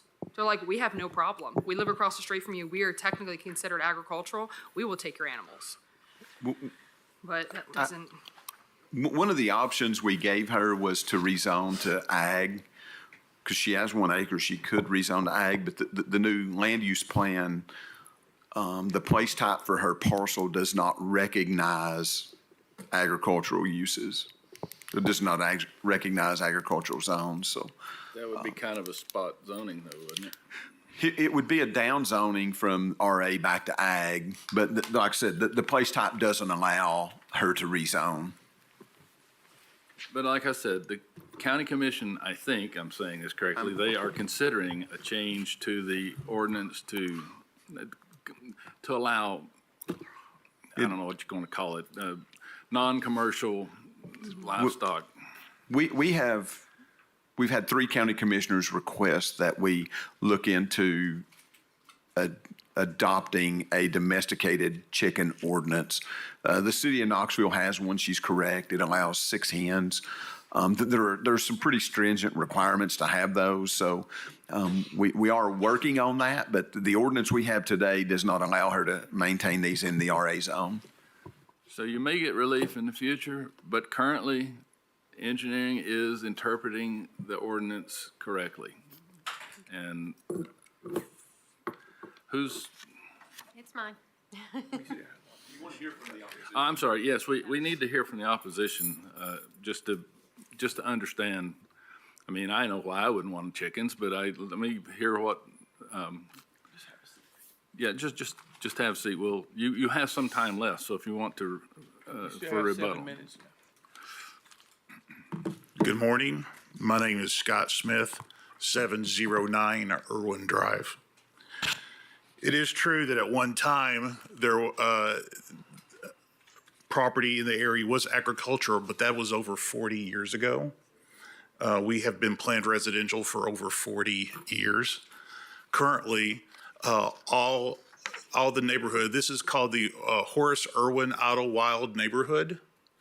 Currently, all properties in the house, the developments range anywhere from built in the mid-50s to built 2 years ago. It's a wide variety of houses. All are planned residential with the exception of one 44-acre tract, which is a green zone. And other than the 44-acre tract, which is a green zone, everything is planned residential. There are currently no livestock, even on the 44-acre tract. The Mannings moved in or purchased the house on October the 29th. Immediately upon arrival, there was free ranging of goats and pigs and chickens on the lawn. It dwindled down to only the chickens only 2 weeks ago when the red and white sign went up. That's the only time that the other livestock went away. And there are more than 6 chickens. There's more than a dozen chickens right now. And so we just ask, we are an older subdivision, we're an older neighborhood, but we want to have the same rights as people that live in a new subdivision. We moved there for a reason. We want to keep the same standards, and we appreciate your consideration on that. Thank you.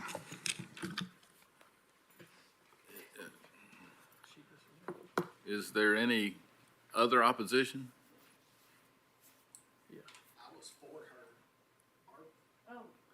But before we, I'm sorry, ma'am, are you coming to speak in opposition or, yes, okay, please come. She probably had to. Please state your name and address for the record. My name is Shirley Smith, and I live at 721 Irwin Drive. I am the longest homeowner on Irwin Drive. Everybody else, the original owners, have passed away. And either their children or new homeowners have come in.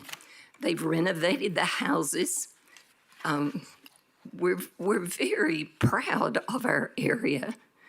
It's a very pleasant place to live. Our neighbors are neighbors. And when this family moved in, like the previous person said, they moved in with free-range goats, pigs, and chickens. And contrary to what the lady said, her neighbors complained that the goats were in their garages, the pigs were digging up their flowers, the goats were eating the flowers. And my opinion is they moved in and they had no respect for our community. And I just ask that you deny this request and let us have our peaceful community. Thank you. Thank you. Is there any other opposition? I think the applicant may have left. You came in support of her application. If you would like to come and speak, please give your name and address for the record. Hi, my name is Dustin at 324 Lauren Circle. Pull the mic up, please. Say your name and address again. Dustin, 324 Lauren Circle. What's your last name, Dustin? McCarley. When I get off work, when my daughter's around, we ride our skateboard down the road. We're always outside playing. I've seen the pigs out one time. Me and my daughter, we're always in the neighborhood playing ball, doing something. I've never seen the goats out of the yard. I've never seen the chickens out of the yard. I've pet the pigs, the goats. The kids in the neighborhood like them. And up Lauren's circle, we've not had any problems out of her or family or her animals. We're all in support of it. That's all I had to say. Very well. I would say this, do you know the applicant? I do not. No, well, is there anyone here with the applicant? I am. I would make this one suggestion. Steve, can she talk to you when we take a break for lunch and find out who on county commission she could talk to in support of the Yes. change? Yes, I would gladly share that information with her. She could reach out to them and. My suggestion to you, ma'am, and for the applicant would be to talk to county commissioners that are trying to get the ordinance changed and go that route. But currently, engineering is interpreting their ordinance as it stands today correctly, apparently, based on what I hear. And at this time, I'll entertain a motion to, whose district is this? It's mine. Go ahead, Sherry. I would love to be able to say that she can have chickens, but what's before us today is she is appealing the ruling of our codes and engineering department that they have made a decision in error, and I do not find that to be the case. So I'm going to make a motion to deny the appeal to Knox County's ruling that chickens are not allowed in the RA zone. And I would ask the applicant, I know she's left, but please tell her she can contact her own commissioner. I do know I've spoken to her, and she is on board with changing this ordinance. Second. Motion's been made and seconded. Did you get the second? Okay. Motion's been made and seconded. Any further comments? All those in favor of denying the variance, please say aye. Aye. Any opposition? I'd like to abstain in the chicken case. One abstention. Motion carries. Moving on to, we have time, 5L. 5L is a request of James Quick to appeal Knox County Planning Commission's approval of Development Plan Number 11-A-24-DP located at 6701 Roberts Road, CLT Map 022, Parcel 00514, Zone PR in the 8th Commission District. That's, are you the applicant? Or yes, the applicant? Who's the applicant? If you could, if you could step forward. He's the applicant. You're the opposition.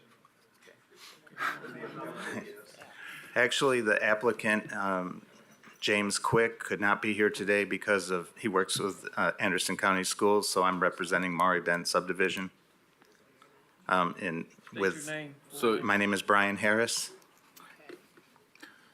Okay, so before you go on, I must tell you that we will break for lunch at noon. You probably won't be finished with your presentation by then, but unfortunately we have to break at that time.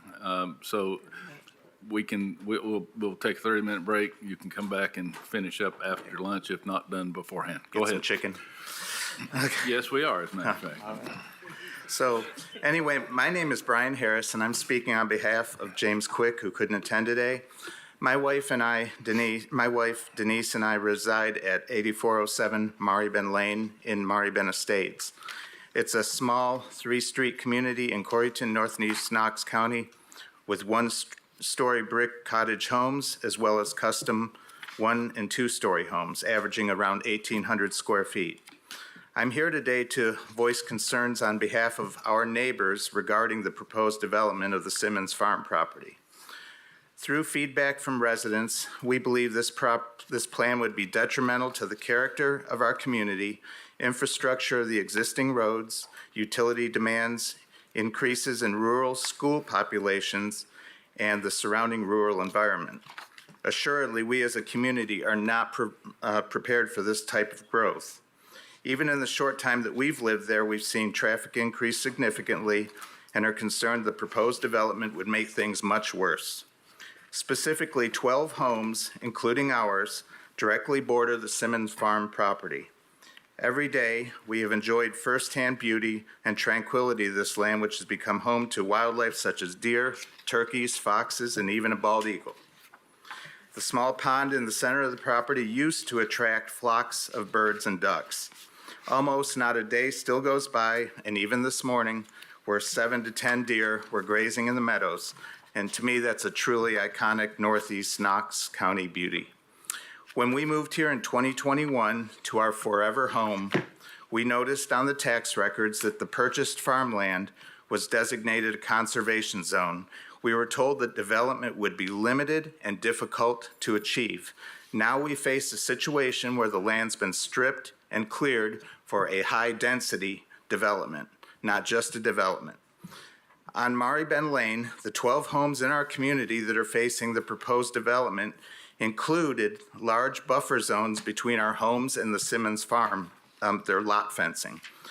With these buffers now removed, the development is destined to press up directly against our properties, and even so, the developer has marked the rest of this tract as future development, with an obvious intent to destroy the remaining beauty, wildlife habitat, consistency, and character of our community and the surrounding rural area. This is a careless and unreasonable plan. I'd like to close my remarks by conveying an urgent plea from the residents of Maury Ben Estates for this board to reconsider and even ultimately deny the development proposal in its current form for this planned community. As a zoning board, please for a moment, please place yourselves, your residences, and your families in our situations. Thank you for your time, and I'll turn the remaining time over to Kevin Murphy.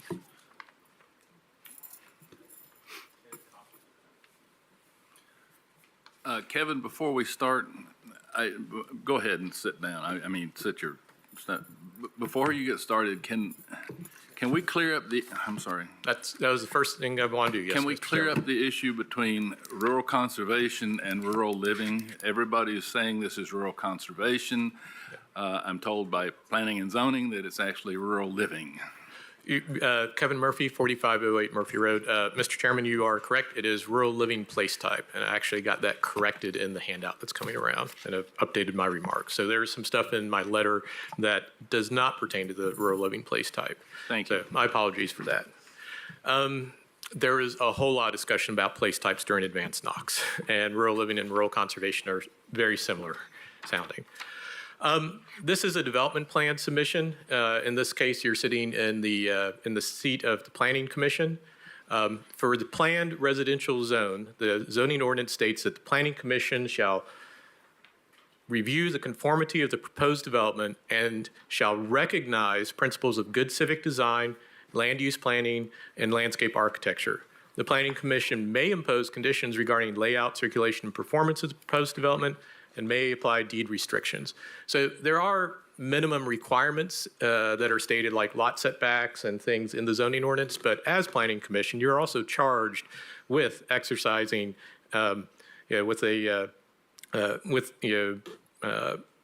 recognizing principles of good civic design. So you have an authority and a responsibility and an obligation to look at this with a critical eye. And this is not a trivial matter for Northeast Knox County. The approval or denial of development plans, you may approve one that's been shown where the plan is in use or in harmony with the general purpose and intent of the zoning ordinance and the general plan, which is our comprehensive land use plan. And you may deny a development plan or where the above cannot be shown or where it would have an adverse character or the impact on the character of the neighborhood. And the applicant has a burden of proof to show you that this plan is in harmony with the zoning ordinance and the general plan. I don't believe this is in harmony with the general plan, and that you should deny the approval deny their application and have them come back with something that is in harmony. So in order to be compliant with the general plan, you need to be compliant with the place type in the comprehensive plan. This is designated the rural living place type. One of the things I was thinking through is when the consultants first talked to the Planning Commission with the draft plan. In that workshop, the consultants, talked about the major themes, and major themes surfaced years of public input and process was schools, the need for housing to be affordable, and a strong desire to preserve rural character and farms. So those, let that as, there's a lot of public input, and let that be a driver for you. If you look at the rural living place type, which is in the handout, you can see it states that rural living areas are primarily made of a single family residential within a rural setting. So that's what the vision was. On that place type, you can see pictures of example character. These pictures that are there depict larger lots, agriculture, barns, other outbuildings, produce stands, things that are very rural in type. So the character of this neighborhood, and of the area, the neighborhood where this is being proposed, is very much agricultural and rural.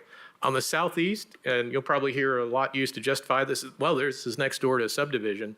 Well, it's a smaller subdivision, Mary Ben Acres, which was approved more than 20 years ago. And in the succeeding 20 years, there's not been any other subdivisions out there. Mary Ben Acres is the last subdivision as you go out Washington Pike. So you're towards Granger. So you're on the frontier out there. I included in my letter Exhibit C, which is an aerial photograph from KGIS, and it kind of zooms out and looks at the macro area. And you can see that you have Mary Ben Acres, and there's a TVA substation, but there's not much else there. It's all fields and farms. So that, I think, if you're looking for character, that's it. Mary Ben Acres was built out at about, on the acreage it has a build-out density about 3.6 units per acre. The proposed development plan in front of you puts 141 units on 26.5 acres. That's a build-out for that section of 5.3 units per acre. And there's nothing in Northeast Knox County that's built out that densely in terms of appearance. We had a community meeting last week in Northeast Knox on Tuesday night, and we asked people what they thought and about community defining characteristics and of that area. And they said things like farms, forest and woods, views of House Mountains, and really large lot residential homes. Character can be defined. I will give this handout in a little bit. This is some stuff from the East Knox Community Plan where they asked people what they thought community character was for that area. So it's got pictures, and it's got phrases they use. So I'm going to pass that out and ask you to keep that for the record. And it can be implemented through design. But in order for it to be implemented, you need an applicant to actually propose and give you something to consider. This application in front of you is just a subdivision layout. It's a engineering plan for how they would set up the lots and nothing more. It has no design characteristics. It has nothing that depicts the style of buildings. There is no landscaping screen. There's no landscaping requirement in this plan. There's nothing. All you have is a lot layout, and that's it. So that's the only thing that they've proposed, which meets the floor of what the planned residential zoning ordinance requires. That's all the ordinance says. It says there, consider things like amenities like open space, parks, community facilities, and all that. It doesn't require it. And so in this case, the applicant has just done just the bare minimum to there. They did have an opportunity to propose a development plan that could be a showcase of how to do these developments out here. In November, I asked if they'd be willing to postpone in front of Planning Commission so that the community could meet with them and give them some input and everything. And I was told, well, we're behind schedule, so no meeting. And then at Planning Commission, the applicant told the planning commissioners when they asked about community engagement, the applicant told Planning Commission, well, we had community engagement at the rezoning hearing. Now, if you've been to rezoning, the normal thing that happens there is you're told, this is just rezoning, we're going to come back with a development plan. So there's an expectation, the development plan wasn't at the rezoning meeting, so there's no ability to actually have community engagement about that plan. So we really wish they had engaged, but they haven't. And then finally, in my handout, I've got an example for you of what happens when you have a development plan that doesn't have any requirements. In there, I've got one from 3B21-UR. That was the Meadows of Shannon Valley back in 2021. And our community, we attempted to engage with the applicant. We engaged with Engineering and Public Works. We did a lot of things, but Planning Commission didn't impose any requirements. They approved a development plan similar to what you have. There was no requirement for building style, landscaping screens, or anything. And so I've included a picture of what actually got built out at the Meadows of Shannon Valley. You know, it's a bunch of backyards that back up right onto it, which is really a shame because across the street, they did another development, Shannon Valley Farms, which at least had a landscaping screen. It's just, if you don't put the requirement in, they can say, oh, we promise, we'll think about that, but they won't do it unless you put in requirements. So finally, what we're asking, the worst outcome, I think, is for all of you to have to sit up here and try and make a bunch of conditions today. I've been in your shoes. It's really hard to try and grind through the design process behind the stand. And that's a bad outcome for the applicant, the community, and yourselves. So instead, we're asking that, we encourage you to either deny their application, so overturn the Planning Commission's decision, or potentially postpone it for at least 60 days, and then give them a list of things that you want to see them fix. So things they could fix might be things like to reconfigure the building layout to save some of the best farmland soil for potentially some agricultural uses. They've got, all this is built up on the front, which is entirely on prime and locally important farmland soil. They could have to prepare a tree preservation plan, have that done by a certified arborist, present that, and provide that, and then the grading and building permits could be tied to implementing that plan. I checked with UT Extension, the foresters there, and they said, yes, this is absolutely something that can be done. I included an excerpt from Penn State Extension in my letter, which the UT Extension folks looked and said, wow, that's a really great way to go about this. So you have a roadmap for that. Third, could require some wooden fencing along Roberts Road or some sort of a landscape screen. We met with another community in Knox County that is, or in Northeast Knox on Babley and Harris roads recently. And they were talking about how they had been graded, right up until the property lines. And so a number of them are now worried about root damage for trees that are on their property, but then, the developer next door is now graded right up into that. So you could put a non-grading buffer around the perimeter of the property. That could be appropriate.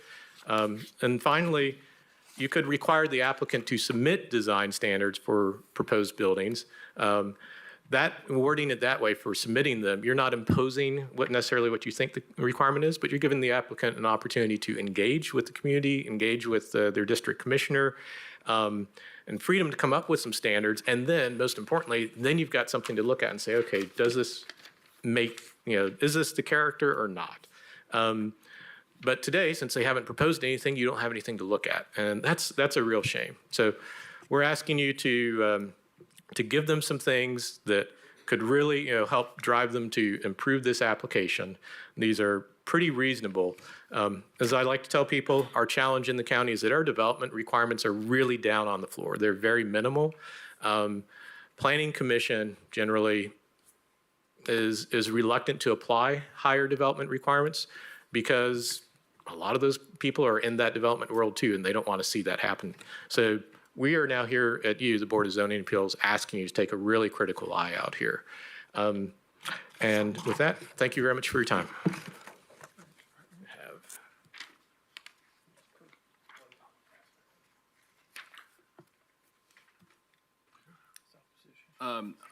Opposition now has 15 minutes.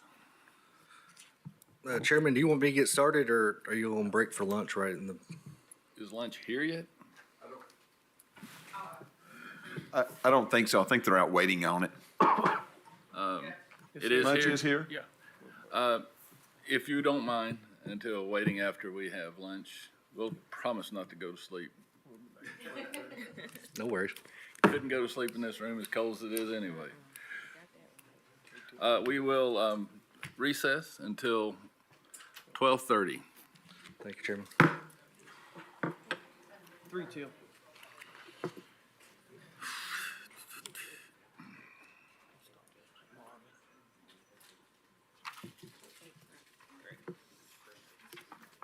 $141 lots on 26 acres. I don't know, but they're gonna, well, you gotta remember now, the new thing that they're doing now with these acres like this, they're putting up tiny homes. I know, but I'm trying to figure out that, they say the density is 1.88.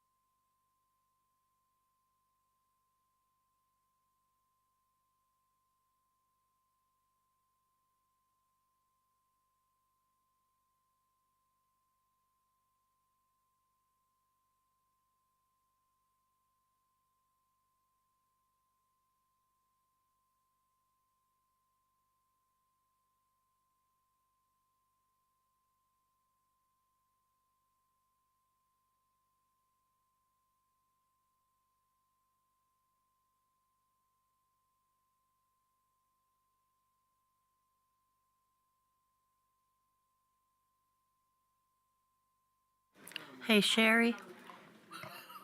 This is better than yelling. Yes, dear. Do you all not have foxes and coyotes and stuff out there? I have not seen any in my area, no. Because I can't see how she's. I live. If they're running, Chickens are a buffet. I would think that they would attract them unless you've got a good dog that keeps them away.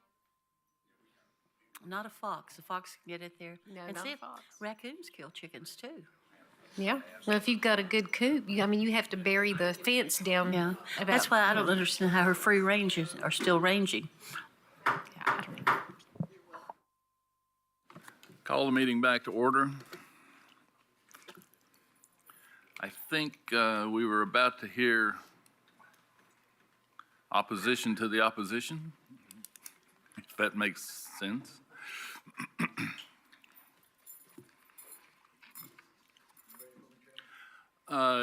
Yeah, restate your name just for us so that we can remember. Josh Sanderson, Smith Built Homes, 4909 Ball Road. This is my first time in front of this board as my tenure at Smith Built. So I'm not sure exactly what to say, but we'll answer all your all's questions. The first gentleman that got up here from Mary Ben, who bought his home in 2021, Mary Ben was rezoned and developed in the early 2000s, and on his deed that references his plat, this farm is labeled future development. The developer even stubbed out a road to Mary Ben and had every intention of buying this farm and adding on another phase of Mary Ben. Furthermore, KUB stubbed their sewer out to it, knowing that capacity would be there. So ever since 2003, when their plat was recorded, this farm has been on a lot of developers' radar because it's got checks all the boxes. The only box it didn't check was zoning. We got it rezoned in Planning Commission February 8th of 2024 and went in front of County Commission of March 25th, 2024. We got PR zoning. Our PR zoning was way before any place type. I didn't even know what a place type was when we bought this farm. So place types do not, this zoning supersedes and nullifies any of the advanced Knox. This was all done prior to advanced Knox. That's why we bought the farm. That's how we zoned it. That's how we designed it. That's how we have vested interest in it. We got 2 units an acre. I feel like we lost at zoning. I feel like we should have agreed because Mary Ben next door is zoned 3 units an acre, but we didn't fight. We designed it exactly how the PR plan shows us that we can design it. We did meet with Mary Ben, and the only thing they said, do not connect to our neighborhood. We said, okay. And we have 2 entrances into this subdivision, even though we don't have to. I don't know what else to tell you. This would be another affordable development for Smith Built Homes, and just like we sold out Shannon Valley and those homes are double their value, we anticipate this being the same thing. Again, the place types have no bearing on this land, and the Mary Ben, everyone in there knew it was going to be a future development. So I'll stick around for any questions. I have a question. Sidewalks, please. Yeah, we don't have to put in sidewalks, but we, as Smith Built Homes, desire it as an amenity, and we do. We especially have kids and strollers, and we put sidewalks in. I have a question as well. I'm not sure if it's for you, sir, or whoever, but there's been a discrepancy. Somebody made reference to 5 homes per acre, and then I just heard a reference to 2 homes per acre. That's a major difference there. Yeah, our zoning is 2 units per acre. You can see on the KGIS map there. So that's what you plan? That's what we got. Okay, thank you. I just wanted to clarify. You've got 70, the whole parcel is 74 and 3/4 or thereabouts acres. Correct. Right? But you're only developing houses on 26 something acres, right? Correct. So your density is based on the full 74 and 3/4 acres of the entire lot. Correct. So because you're clustering all the homes together on the 26 acres, the balance of the property has to remain open? Correct. Okay. Just wanted to make sure I understood that correctly. One other question. I'm not sure who gave us the pictures that went around. Does anyone know where those are? He did. Oh, okay. So you can't answer the question.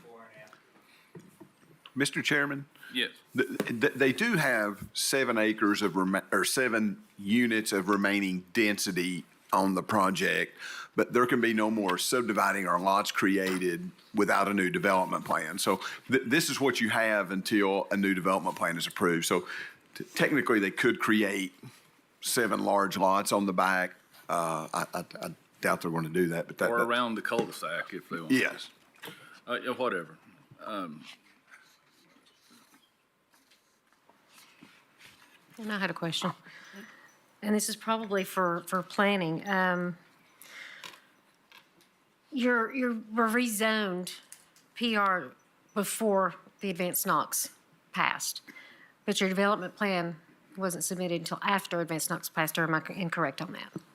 No, but the growth policy plan strictly states that does not, we do not have to abide by the new growth policy plan or the comprehensive plan.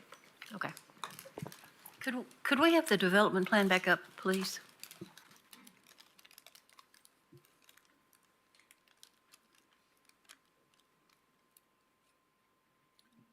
I was checking for corner lots, just for you to know. I counted about a dozen.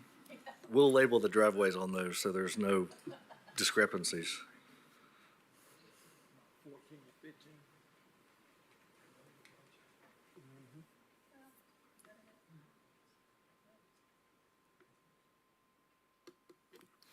I have a question.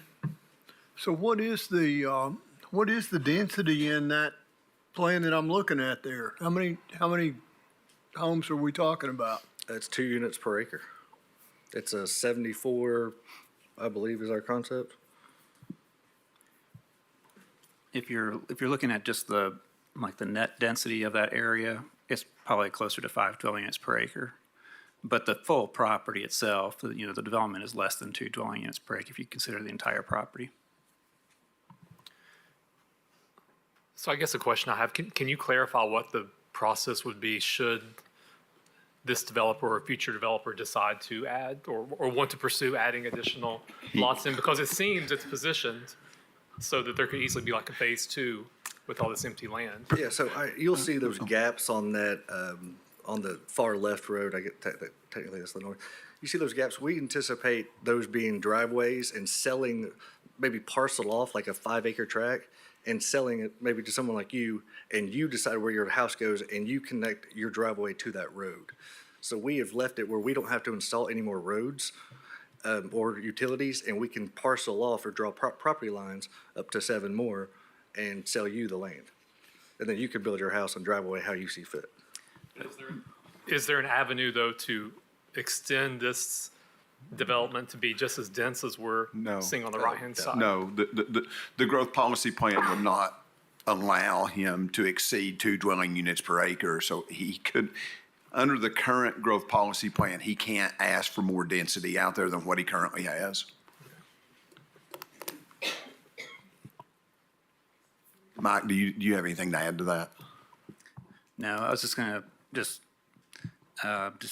reiterate what the applicant already, or maybe Steve mentioned earlier that, in order to even do the additional lots that they are allowed to do today, they would have to come back to the planning commission for a new development plan application, potentially a concept plan as well, depending on how that's all worked out. But there'll still be another public review of those additional lots. Since Jim walked in, I know he wants to speak about the roads and things, don't you, Jim? About Emory and Roberts and that. Here's that one's not going to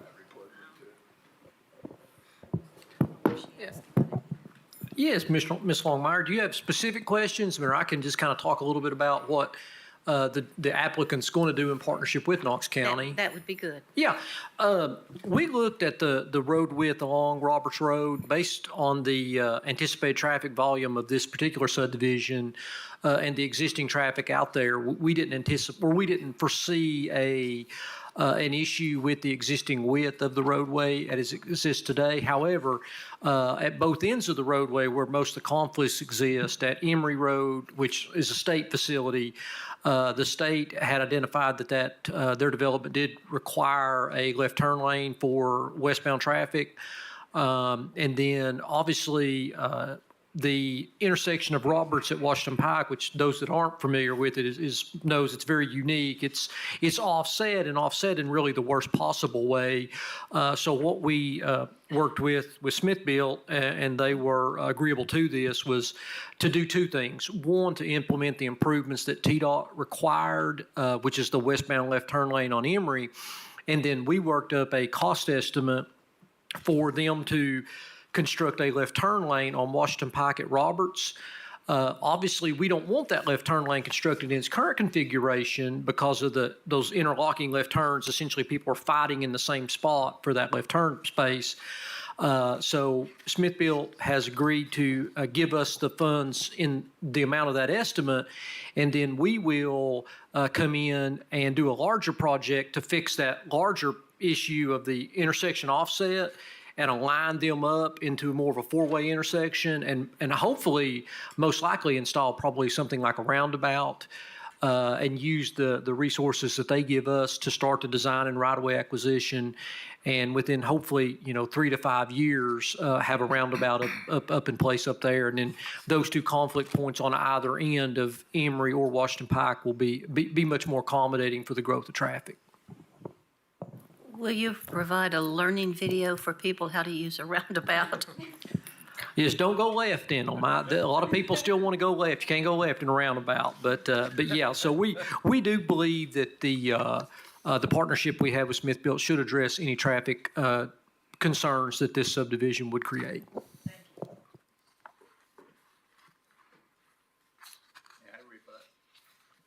Yeah, you have time left. 7 minutes, I believe. Brian Harris, Mari Ben. Just 2 points. First, at no time did they reach out to us. They may have talked to 2 or 3 people, but that's not the community. And the community needs to have their voice heard by Smith Built for this project.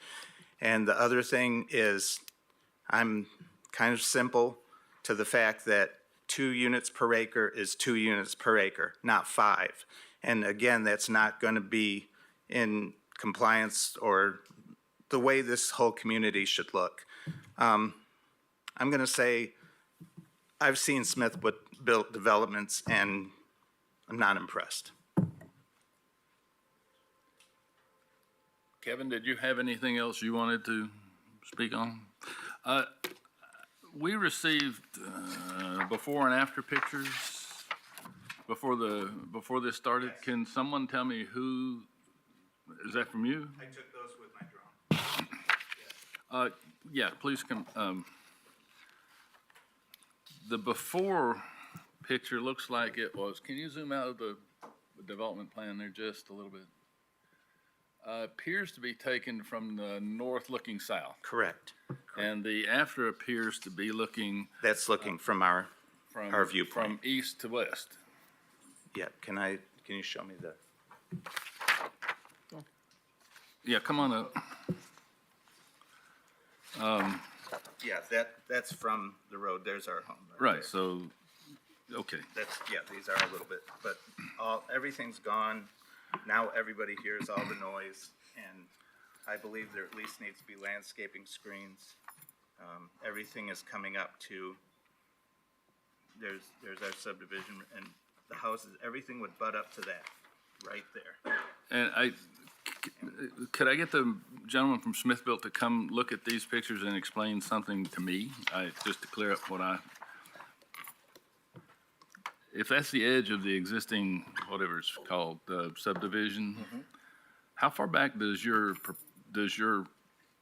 proposed development go to?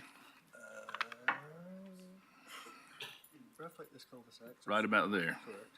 Okay. So it would essentially be here in this photo? That'd be correct. So I have a question. Why did you clear all these trees beyond where you're planning to build? We're farmers. We run 13 head of cattle right now. We're going to probably farm it before we develop it for a little while. That, you'd have to explain why those few trees would Pardon me? stop you from farming the rest of that property.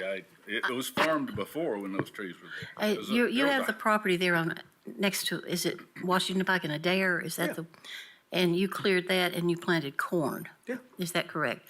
And that's why it was cleared, because certain crops you have to clear. But with And I the- would say that With the that, exception of a few trees right here, this property is clear. well, it wasn't. If you had seen it before that, it was very overgrown. It had not been farmed in It was several it was years. a dirty farm. We cleaned it up. This The was family taken- quit taking care of This was taken in it. 2022. Wasn't that long ago? Been taken at a good time, because I go by it about every day. And the people who owned it, basically, the older people died. The Simmons did. Yes, they did. And it was given to their children, and that's one reason it was sold, to divide the inheritance. But it went for several years without being farmed, and it had overgrown. I'm not saying it was bad, but it was overgrown. And that is a beautiful picture, though. And Chairman, another thing to point out, if someone pulled up the actual aerial, there is a TVA substation that hums. That is, you talk about destroying farmland and not wanting to be next to it. That thing hums. That's a substation second to no other in Knox County. And you hear it, and it is a problem. So do you plan on farming this property after it's developed? No. Once we have once the use of the land is turned over to residential, it will no longer be classified as farmland. Can we look at a historical aerial? I'm just trying to determine the stewardship of the land.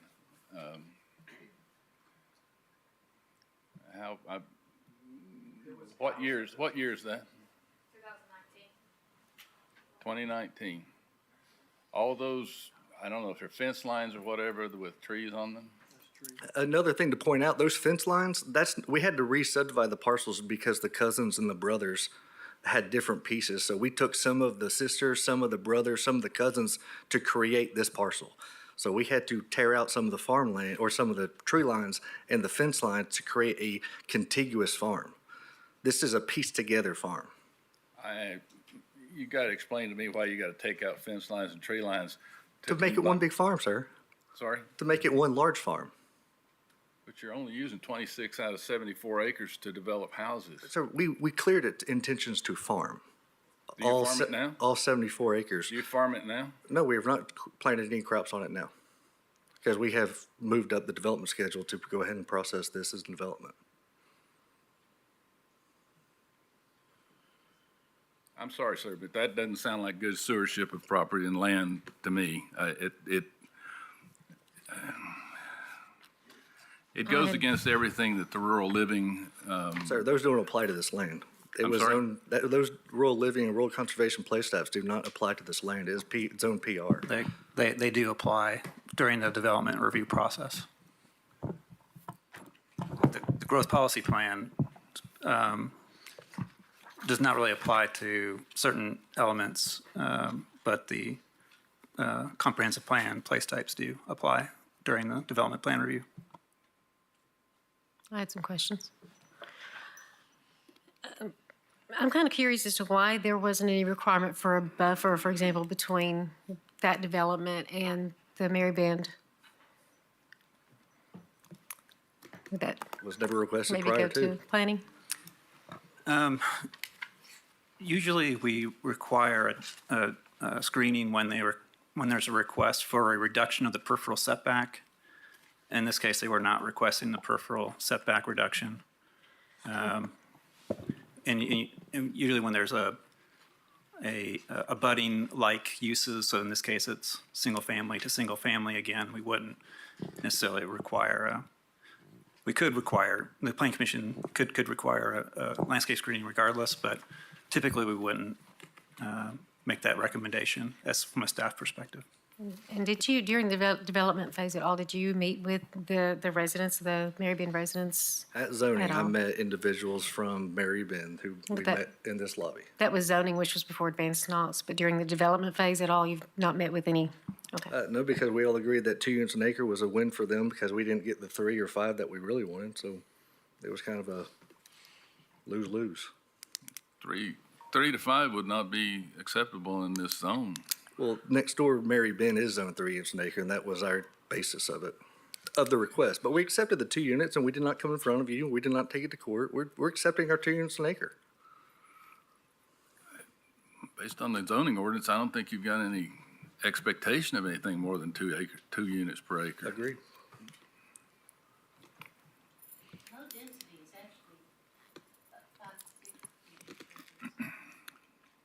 I think I'd let Mike talk about lower. Yeah, so you're kind of thinking about the old sector plan designation with low-density residential in the county was up to 5 dwelling units per acre prior. This area had been agricultural, or I think that was right before, so.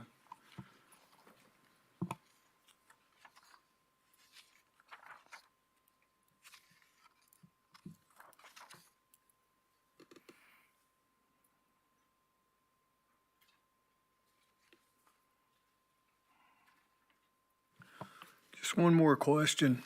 Is rural living, is that applicable to this property? So like I said, it's the place type on the property as well as the surrounding area. The rural living place type has certain recommendations. It talks about a general intent for that district. It talks about housing mix and form types or form attributes. So single-family detached houses are primary use. It talks about that single-family houses should be on, or that varying lot sizes for single-family house, but doesn't define that. And then in the growth or the matrix, the zoning matrix that tells you, matches up the existing zoning to the place types, like which zones would be most appropriate in different place types, recommends planned residential up to 2 dwelling units per acre maximum.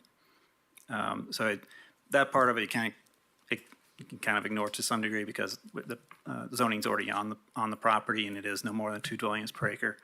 So we'd really be looking more at the place type recommendations for rural living, which are talking about single family houses. It also talks about open space and other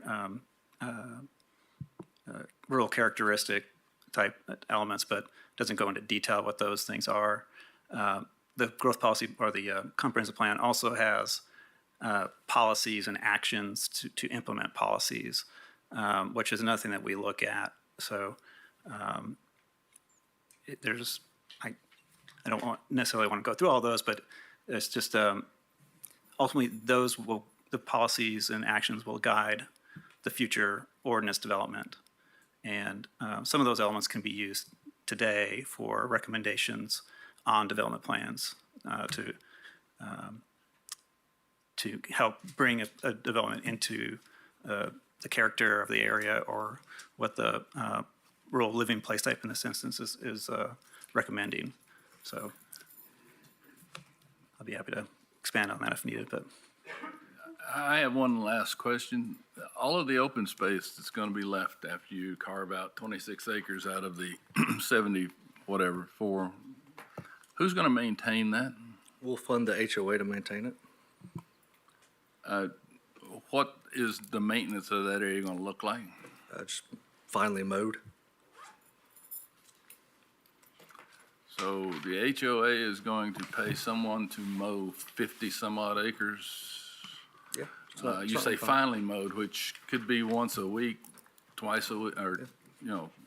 We anticipate some play fields or maybe some gardening areas, just whatever the HOA wants to do. Something they can enjoy. Mike, is there any way to require that a certain level of maintenance be done? I think I think the dirty lot ordinance would take control of that. Tammy, wouldn't you agree? I think we have an ordinance in place that would ensure maintenance. One of And the it ideas. would, in residential zones, it wouldn't allow the grass to be more than 12 inches high. So at 12 inches high, there would be we would enforce the dirty lot ordinance on the HOA. Okay, so if it has to be mowed and they haven't mowed it, you send a letter to the HOA, and if they don't do anything about it, you have to come in and mow it? We mow it and then add it on to the taxes. Send them a bill? Yeah. One of the ideas of having clustered housing and open space is to let some of the open space grow up in a natural way. You know, people say, we want to live in the country, and to have something that doesn't look so manicured sometimes, maybe having places for the kids to get out in fields, maybe having even ideas of wildflowers growing, something like that. So keeping it finely mowed is not necessarily one of the aspects of rural living.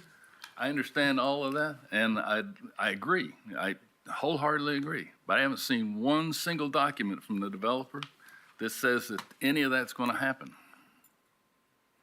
Well, we haven't seen a lot of a development plan, have we? No. Except a picture up there. The idea that the planning commission would approve this without them saying it, to me, just seems irresponsible. I'm sorry, I don't know any other word for it.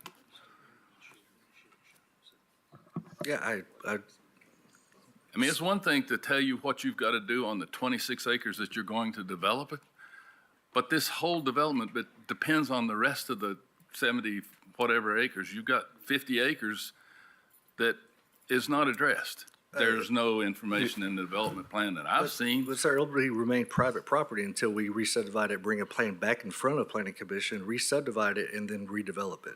So it will remain ours that we have to maintain.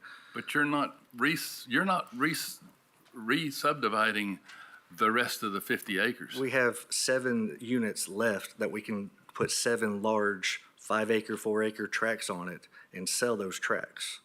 We can re-subdivide it, but like Mike said, we have to bring that back in front of planning commission to carve out 7 additional lots. Mr. Chairman. If you decide not to, then what? Because then it will remain private property, or we can gift it to the HOA. Mr. Chairman, I have something that's important, and I'm sorry to interrupt, but I don't think Josh was here at the beginning of the meeting. Did you get sworn in, Josh? No. So I don't know what we do. We just do it. Raise your right hand. Do you solemnly swear or affirm the testimony that you've already given and the testimony that you will continue to give be the truth, the whole truth, and nothing but the truth, so help you God? I do. All right. I just asked earlier, who owns the rest of the property that you're not developing with the 26 acres? Right now, until there's a development plan in front that we can re-subdivide it and deed an individual, a lot owner, we will remain owner of it or make it common area, whichever we decide to do. So you're going to own the rest of the 26 acres too? That's common practice for us and many developers. You remain in control of the remaining land, whether it butts to another farm, because there's 2 more farms to the north of this that we might be tying into, as that family has already wanted to sell. So there's further plans in action. What we've done is submitted a development plan that meets all the criteria, has gone through planning commission, and now it's in front of you. And I don't know what else we can do. We've done the traffic study. We've done all the process. We're going to build a nice, affordable development in this area. I don't know what other box we can check. One thing you could do to help me would be to tell me exactly what you plan to do with the remaining piece of property. If the world is perfect right now, we would cut it up with 7 more lots, make them and sell those $100,000, if that's what the market says, to an individual like you, where you could have an unrestricted 4-acre tract and build your house where you want it to, and connect your driveway to a county road and have county utilities, which is uncommon for a 4-acre tract out in this area.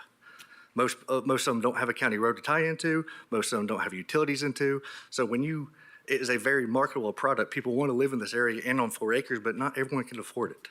That's why in a perfect world, we would cut up 7 more mini farms, as we would call them, let someone have them non-restricted. They can have a shed, they can have a garden, they can do what they want to on their property. And that's what we intend in a perfect world to do right now. So in a non-perfect world, it may sit there for years, and you say you still own it, but you're going to make the HOA pay for maintaining it. If we still own it, we will maintain it. We will never pass a buck to anyone else if we own it. Now, if they desire that they want to use it for gardens or what they want to take it, then we'll have a conversation with our homeowners about what it would cost to do that, and we could do that. They're going to have amenities at the front of the development too. They're going to have a clubhouse and area for them to play in a playground. Let me make sure I understand. You have 26 acres that you own. I have 74 acres. Well, I know, but other than the housing, you own that extra land. Correct. Your options are to keep the land. Correct. And maintain it. Correct. Another option would be to subdivide that land into what I'll call mini farms, for want of a better word, at which point they will be sold and the owner would then maintain it. Correct. If the HOA would like to have it, you could possibly give it to the HOA. Once that is done, the HOA would be responsible for maintaining it. Correct. I'm trying to think of another option, but I'm not sure what there is one. Legacy Parks in Knox County has highlighted different areas of where a park might take place, and that has been identified. Oh, that would be lovely in that area. Again, but that is future, and I can't control all that. Oh, I know that. I'm just trying to make sure that it's very clear that there are options, and those options have been explained, and I thank you for that. Yes. May I ask one more question? Yes. Could the other option possibly be that at a later date that goes back before planning to redevelop the balance of the property just like this? Who knows? Something to think about. The growth map would have, the growth policy plan would have to be updated. The last one took 20 years. So, I mean, it could be a possibility in 20 years. I guess if the growth policy plan, when it's updated, recognize this as planned growth area. But that's seeing way far into the future that I don't think we could see that far ahead. You can actually update the growth policy plan more often than that. The reason that we haven't in 20 years, for anybody who was involved in the process this time knows why it hadn't been done in 20 years. And it won't be done again probably until everybody who was involved in it this time is either dead or retired or someplace else. I'd like to say something as a citizen of that area. First of all, I love Corrigan area. It is basically still rural. The only reason it is still rural is that there are no sewers. And so when people say, well, how can we maintain our rural character? Don't have sewers. Because people that own their land, now we have some people who have large farms that have put it into a land conservancy, and I really appreciate them doing that. But other than that, there are people like the Simmons who had to sell their property to have money to live on. When you're a farmer, your IRA isn't that big normally. You have your land, and the land was sold. That's how Mary Ben came into being, because Mrs. Simmons needed the money. And that's how they made it. Then when Dr. and Mrs. Simmons died and it was left to all the different children, which if you have more than one child, make sure you do something different than just say you all divide it. It had to be divided. And yes, it would have been nice to leave it just rolling green, but it wasn't. And if you've lived in East Tennessee, what happens to a field after 2 years? How many cedar trees do you have growing? And how many pine trees do you have growing? And it really grows up. And that's lovely if you can leave it like that. I like wildlife. I have deer that walk through and eat every apple my apple trees ever grow. They eat all of the blackberries, and that's fine. They're beautiful.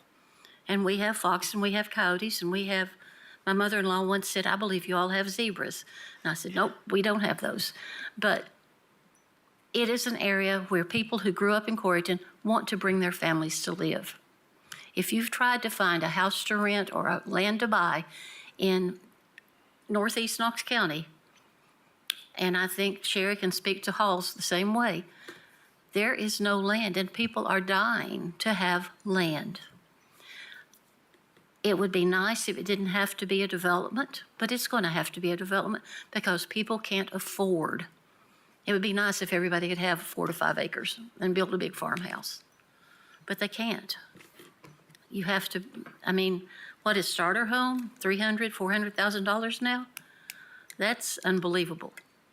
As far as the schools, Coreyton School, Gibbs Middle and Gibbs High can handle the influx. Traffic will be god-awful. It already is in many places. But until we can get infrastructure, Jim, under control, then it's going to be like that. And I don't know the answer to that. It would not be my choice, but I think they're doing the best they can with what they have. And I don't see that there has been any rule or any step taken. Community development conversation might have been good, but it would not have solved anything. I trust you when you say there's going to be sidewalks. I like the fact that there are 2 entrances. That will help a lot for safety reasons. We do have a fire department in Coreyton, so that's a good thing. And, you know, in a perfect world, it would be a different situation. But the idea that there are different size lots aligned for different kinds of houses, it's not going to be cookie cutter. It will change things, but to me, the worst thing is that KUB or whatever it is, TVA power thing over there that hums in an ungodly way 24/7. So I don't know what to tell you except that I will support.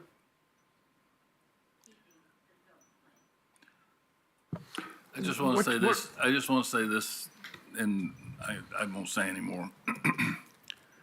My concern's not so much with what you're showing to be developed. I don't like it.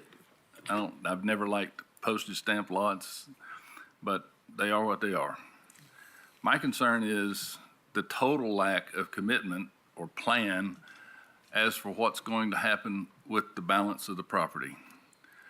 You've told me you may sell it off in large tracts, but I don't think you're going to find too many people willing to spend $1 million for those for each one of those lots to buy them, let alone build a house. But you might. Then again, you might not. And assuming you don't, I haven't heard any or seen any plan for what's going to happen with that property in the interim. Ms. Longmire mentioned all sorts of things, wildflower beds and, natural areas growing up, this, that. That's all fine, but it doesn't show up on a plan anywhere. There's no commitment to any of that in anything that went before the Planning Commission. And for them to approve this development with that hanging out there with no information whatsoever about it, because you're not just developing 26 acres. You're developing 74 acres, but you're only talking about the 26. You're not saying anything at all about the balance of the property. And this should never have been approved just looking at the 26 acres that you're planning to build houses on. It should have included a plan for the entire piece of property.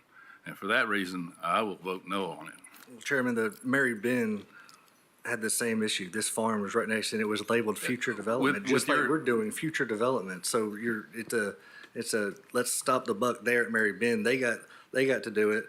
With all due respect, sir, future development. I can't fix what Mary Den did. The issue that's before us is what you plan to do. And I believe that's all the time we have for discussion on, or for presentation on this. I'd like to just add, what size homes and price range are you referring to? We'd love to be under 350 if we can. That's hard right now, but you're looking from 1,800 square feet to 4,200 square feet. We'd love to be under 350. That's tough to do. I do have one clarification. Based on Mr. Lloyd's question, I'm going to ask Steve and possibly Mike to confirm. So this 72-acre lot, you've got the acreage that you're building this development on. Based on what we're doing right now and based on the 2 dwelling units per acre, the rest of the property cannot be developed to that level ever until, if there ever plans change, other than the 7 units that he has left. That's correct. Today, that's all he can do. If the growth policy plan were to ever be updated and the planned growth area took over this area, he could come back and ask for more density. Mike, would you agree with that? Yes, it would take amendments to the plan to get more density at this point. But at this point in time, it could not happen, correct? And the growth, the planned growth area is so far away, I wouldn't, hopefully I'm not a part of the next update, but if I were, I wouldn't envision the planned growth area going out this far. It would take an act of God. I will stand in front of you. This thing will never be more developed than the additional 7 lots that we may get. That would take an act of God. And those 7 lots require a development plan, so they require approval by planning commission. I just want to chime in that I think I love postage size lots. That's what I live on personally. But I feel like the intent of this rural living area is for there to be 2 houses per acre spread across the land. Now, we might not be able to require that, and I certainly understand how the math works out, but I'm also challenged by the fact that there isn't a plan for all the extra land. So if we're going to give up these houses having half-acre lots, which again, I personally wouldn't want, I'd rather live in the development that you're building, then I feel like there's got to be a plan for what happens to the other, more than half of the I can stand in property. front of you and commit under oath that our commitment is to do 7 more lots. Flag lots, what shape they are, I don't know how big they are, where a house sits. We want to stay away from the TVA line. We want to make sure we tie into the next line or the next farm. It would be 7 more lots. I don't know if they'll be 2 acres, 5 acres, 10 acres. We might just sell 27 acres, but that's all it will be, and that's under oath. That's all we plan for. But why could that have not been planned already? I mean, you've got the hard part done, the streets, the that's the cul-de-sacs easy and all part. that, but why not draw the Making lines? larger lot, because the lot line, the way the shape, if you go buy a lot, you're going to look at where you want to place your house, where your driveway wants to go. That's all up to a homeowner. We need to go walk it and study and get the lay of the land, how much grading we're going to do. What we do on what you're calling postage size, we do that every day. That's in our wheelhouse. Yeah. When we get to get outside and do something more desirable, more expensive, and build someone buying 150,000 lot, we need to put more thought into it and shape it and make sure it's correctly done. We haven't done that yet because we're 4 years out from this development having the first homeowner, or 3 years out from the first homeowner moving in. So we're getting caught up on something that isn't worth getting caught up on. We are going to, there'll be 7 more lots in there, shape, don't know, but that's what we are committed to do. And by the way, I want to tell you that those TVA lines he's talking about are the giant silver transmission lines. Oh, it ruins that side of the farm. It ruins it.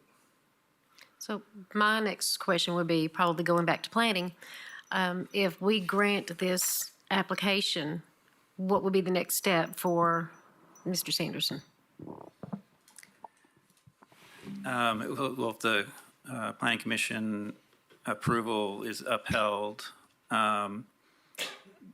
their next step for developing the property is going through the permitting process and plating and all that kind of stuff, building houses. Beyond that, the additional, any additional lots or some other use of that rear property would have to come back to the planning commission because of the planned residential zone. You can't get any permits without a development plan approval. And obviously, if it's kind of deeded to the HOA and they just kind of leave it as open space and don't do anything with it, then so be it. But they don't really need a development plan for that. But any other permitted uses would have to come back to the planning commission for approval first. So if we denied the planning commission's recommendations, then it would go back to planning commission, correct? If you approve the appeal and overturn the planning commission approval, then yes, their next step is to go back to the planning commission with a new plan. Well, I think there is a second option. They can just go to court and try to get what's already on paper approved through the court. But yeah, you're right. The right thing to do would be to go back to planning commission with a reasonable plan that, if nothing else, puts on paper what you are committed to doing with the. Sir, that's a big ask. The next item on your agenda is you'll see a future development that we can't plan that far in the future. We cannot plan that. You're asking something that's not available to us to do right now. We can't lay that out right now. You know how much time that's going to take?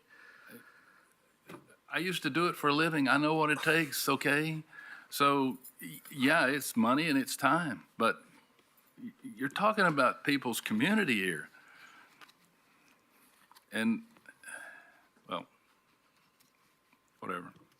I have nothing more to say about that. I think it's time to call for a motion. Mine, I'll make the motion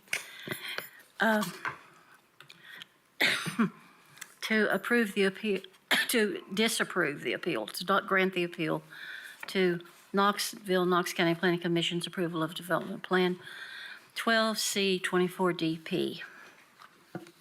And that means if you vote yes, it's in favor of the development. No means you're not in favor of the development.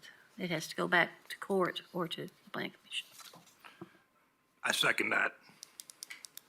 Motion's been made and seconded. All those in favor of. Can we have the motion reread, just to make sure we understand? Sorry. I'll try.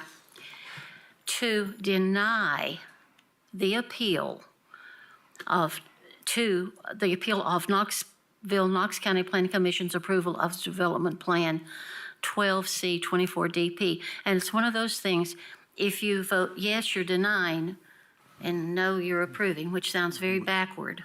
Would it be easier for the motion to say to uphold the decision of Planning Commission? That would be lovely. Yes. I would like to change that to uphold the decision. And then yes means yes. Yeah. If you say yes, you upholding what the Knoxville planning did. Does that make sense now?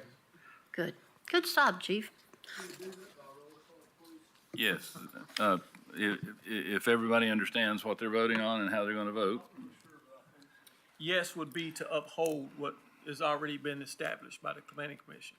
No would be to say that we don't agree with what the planning commission has stipulated and we want to allow them to go ahead and build. No.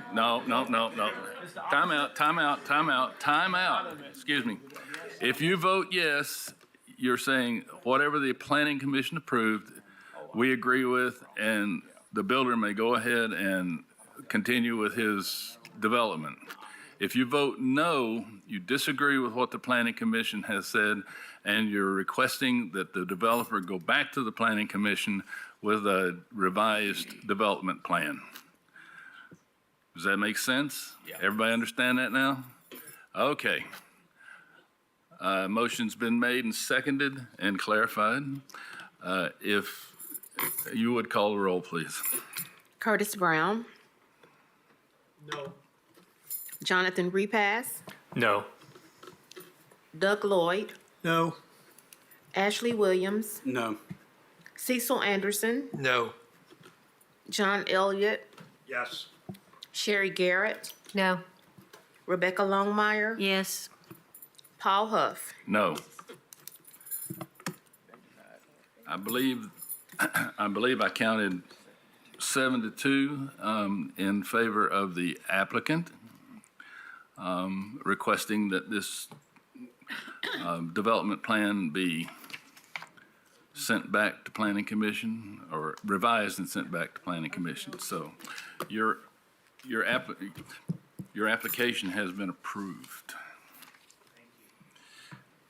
That was painful.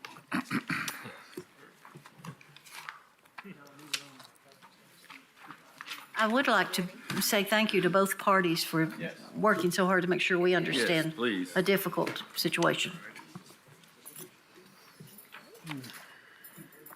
Item 5M is a request of David and Maureen Nanstad to appeal Knoxville, Knox County Planning Commission's approval of Development Plan Number 12-C-24-DP.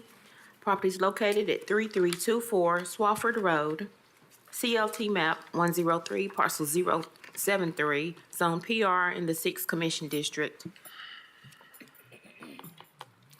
Is the applicant here?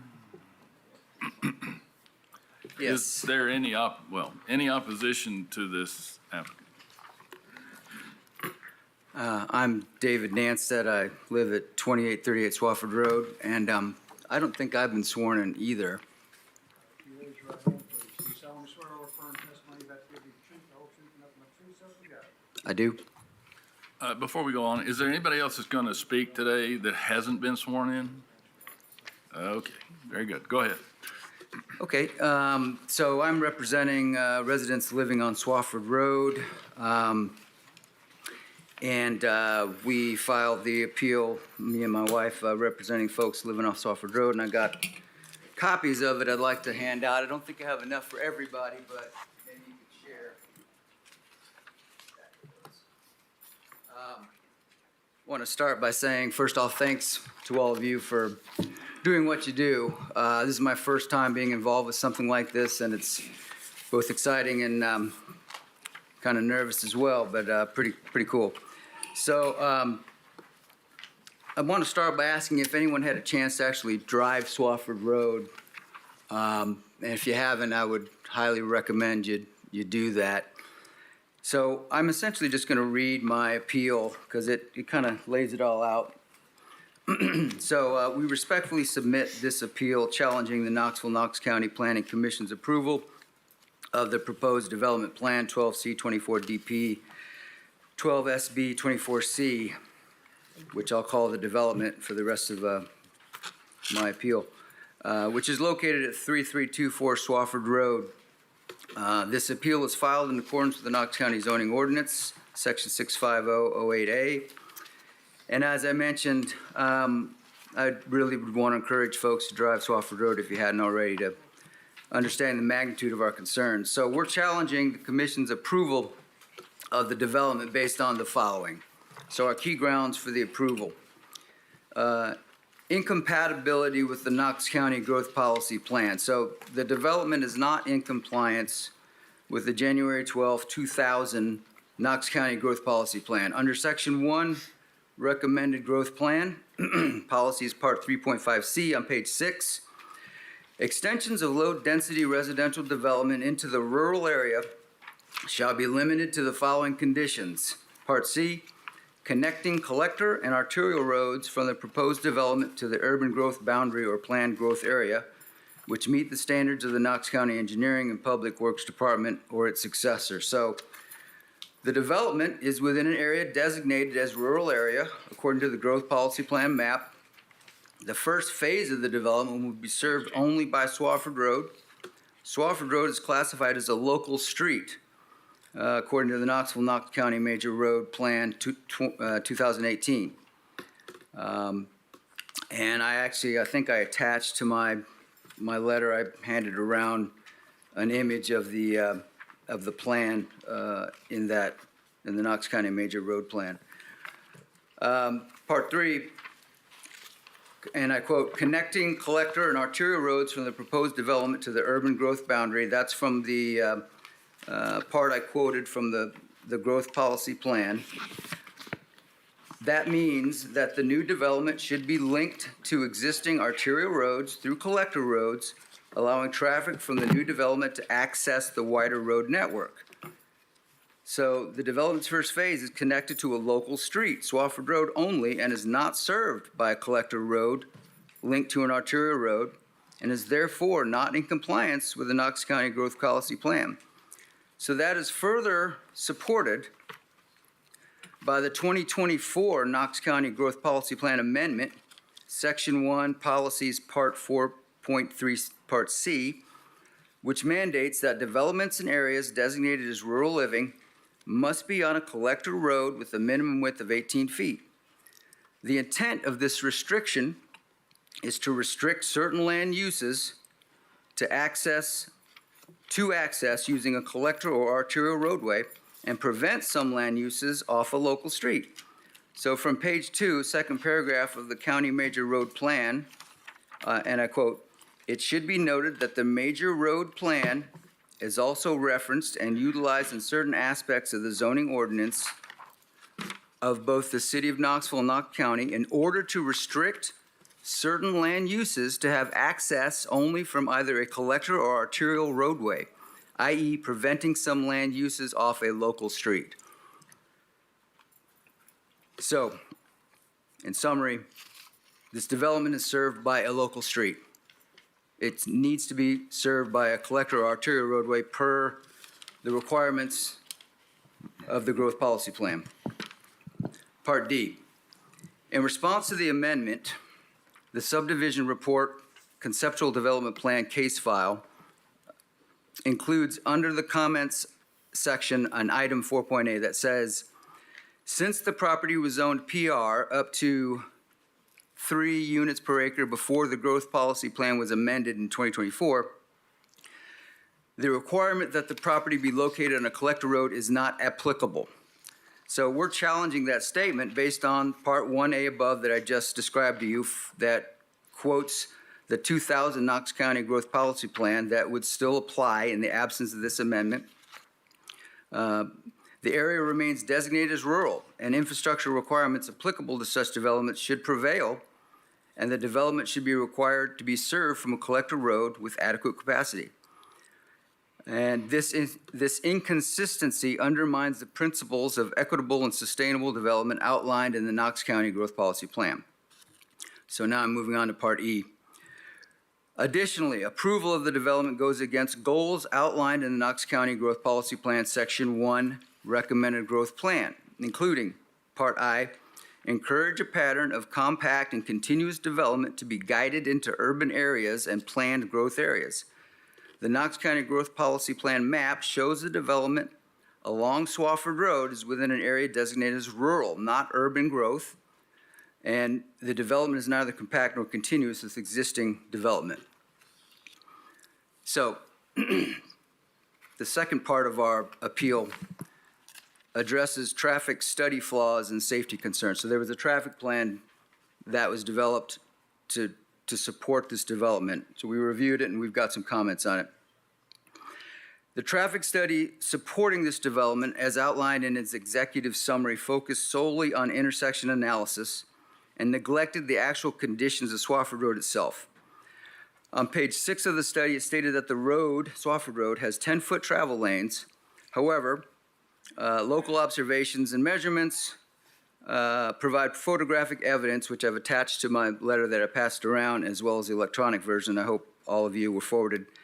There are sections of the road which are more narrow than 10 feet, and that presents safety hazards. So there's exhibits 1 through 3 on my letter that, unfortunately, there you go. Part B, the traffic study includes an assumption that 30% of development traffic will turn left onto Swafford Road.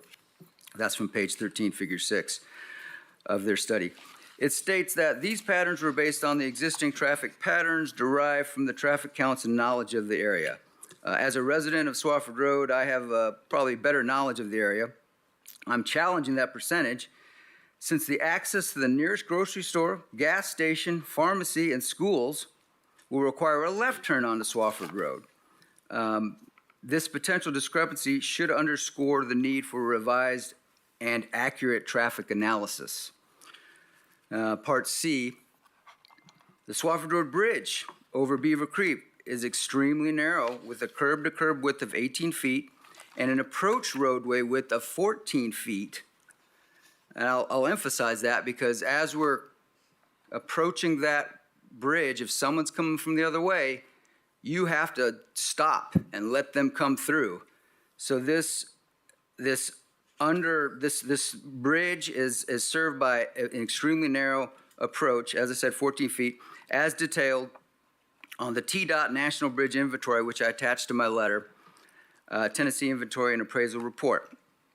That's attachment A. So the report indicates the bridge was built in 1929 and has recommended that the bridge be widened. However, the traffic impact study only recommended that the county restripe the double yellow center lane and clean out the travel edge. And that does not address the known inadequacies of the bridge. So moving on to part the next part. It should have been numbered 3, and it says 1 up there, but unprecedented use of local street for large-scale development.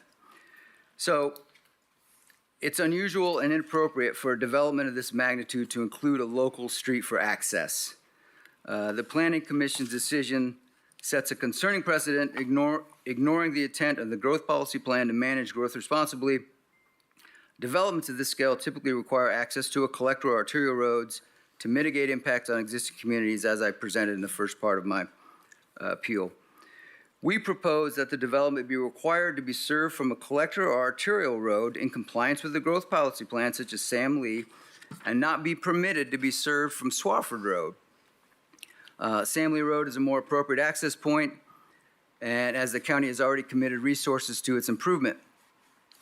Requiring the development to build access via Sam Lee Road would align with taxpayer interests and ensure a safer infrastructure for all. So in conclusion, given these concerns, we urge the Board of Zoning Appeals to require the development plan be restricted to not using Swafford Road and revised to comply with the growth policy plan requirements that development in rural areas be served from a collector road. My appeal is not intended to impede growth, but to ensure that it's managed responsibly and in accordance with the principles of safety, equity, and sustainability. We also urge, as I mentioned already a few times, that you drive down Swafford Road to truly understand the conditions there and limitations of what that road can support. So thank you for hearing our concerns. So I'll give the rest of my time to Kevin. Before you leave, you say the bridge report indicates the bridge was built in 1929? Mm-hmm. I must be missing something because the copy I have in my booklet said that the year the bridge was built was 1967. Oh, really? Yeah, I'm sorry. I probably was looking at the wrong page of that report, so my apologies. That's an error on my part. I just wanted to clarify. Yeah, thank you. Okay. I think I got the recommendation, the condition, the other stuff should be Yeah, the rest on of the that. stuff looks like it's correct. The 14-foot Sorry about wide that. approach, yes. So, yeah, I'll give the rest of my time to Kevin. How much time, Kevin? 3 more minutes. 1:35. Thank you. Kevin Murphy, 4508 Murphy Road. There's 2 things I want to call your attention to. In the traffic study that was submitted with this development plan, it has a projection for what the traffic will do exiting this development. So when it gets to Swafford Road, and they project that 30% will turn left and continue down Swafford Road towards Sam Lee in the heart of Hardin Valley, and 70% would then take Swafford Road for a couple hundred feet up to is at Gwen Road, and then which is a collector arterial. In the traffic report, it says they based that percentage on local knowledge. So we don't know if that is. They said their knowledge, but they didn't have any basis. There's no traffic count or anything. So I want to call attention that that's kind of it's there, but it's not I can't find any justification for it. The other thing I want to call your attention to is that that is 2 miles from that proposed where it would have access to Swafford Road. It's 2 miles if you take a left down Swafford Road to Sam Lee Road. That's 2 miles on in about 5.5 minutes of drive time. I looked at, I went all around the county on the aerial, and I tried to find developments where they're going to send a large proportion of their traffic down a local road for that length. And I can't find it. Just about every development is on a collector or arterial. There are a few that are on a local road, and all that traffic goes out that local road for a short distance to then hit the collector or arterial. So this is the thing that makes this one so unique is that long 2-mile stretch on Swafford Road, a local road, which is narrow, has a bridge, has narrow approaches. And finally, the traffic report didn't impact, it assessed the turning, it assesses turning or safety at intersections, so at control points. But it talked about, Swafford Road's got a few places, and it talked a little about the bridge, but it didn't talk about what the impact is of putting several hundred more cars a day on a twisty, turny, narrow local road for 2 miles. That's not in the traffic report. I have a question. Is the bridge that's referenced here, is it on the 2-mile stretch of Swafford Road? It is. If you went out the development and then turned left, you would take Swafford Road down, and then the bridge is over Beaver Creek on the way to the intersection with Sam Lee Road. I have a question for Steve or Jim, either one. Is a 14-foot wide road considered a 2-lane road? I'm going to defer that to Jim. He's the traffic. I'm glad he's here today. Not really, Chairman. The MUTCD, which defines when we can put striping on a roadway, says the minimum width you have to put a centerline stripe on a road, which in my opinion would classify as two-way street, was 16 feet wide. The county's policy is we like to have 18 feet wide to allow for, because the centerline stripe itself is 1 foot. It's 4 inches, a gap, and another 4 inches. So now we have a lot of roads in the county that are very narrow, and they don't serve as, you kind of got to slow down or get over. But in our opinion, a 14-foot wide road doesn't meet the definition of really a two-way street that would be able to have a center line on it. No, sir. Well, I guess I'll have to put you on the spot again then. Did the traffic study that's referenced here take into account the 1-lane restriction at the approaches to that bridge? It did, and this particular development, I think how many lots were in this one, Steve? 70? So the traffic study was only contemplating the addition of those trips of those 70 lots.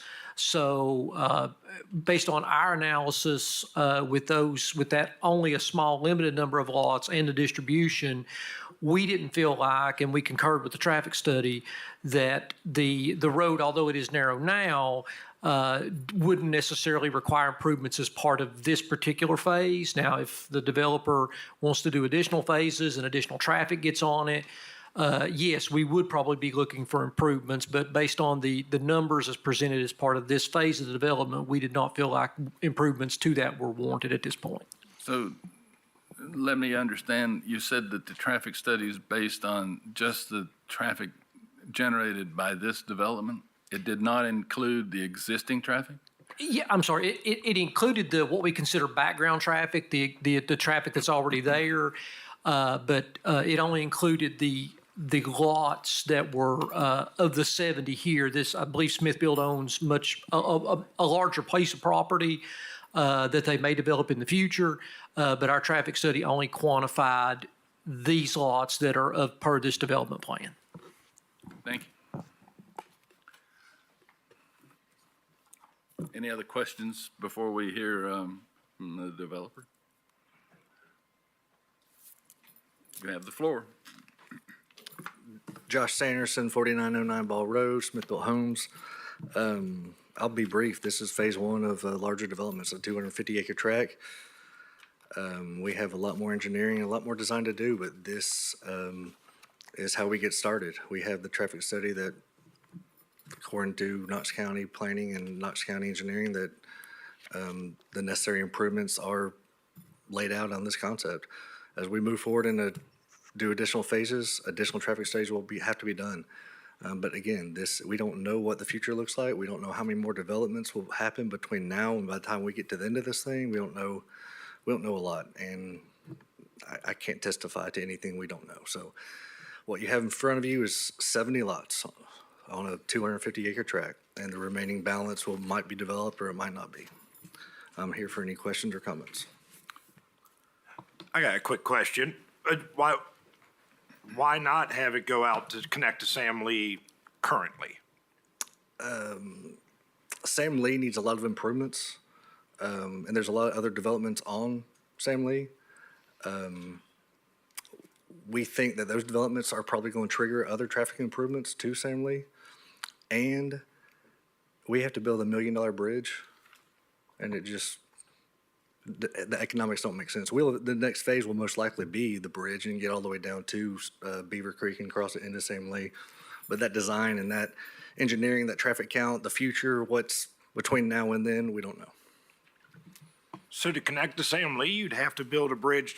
Yeah, this currently? is a peninsula. This is a peninsula it goes over Beaver Creek. So when we bought the property, we met with Knox County. We have every intention of building a bridge over from Sam Lee onto this property and make that the primary entrance and exit.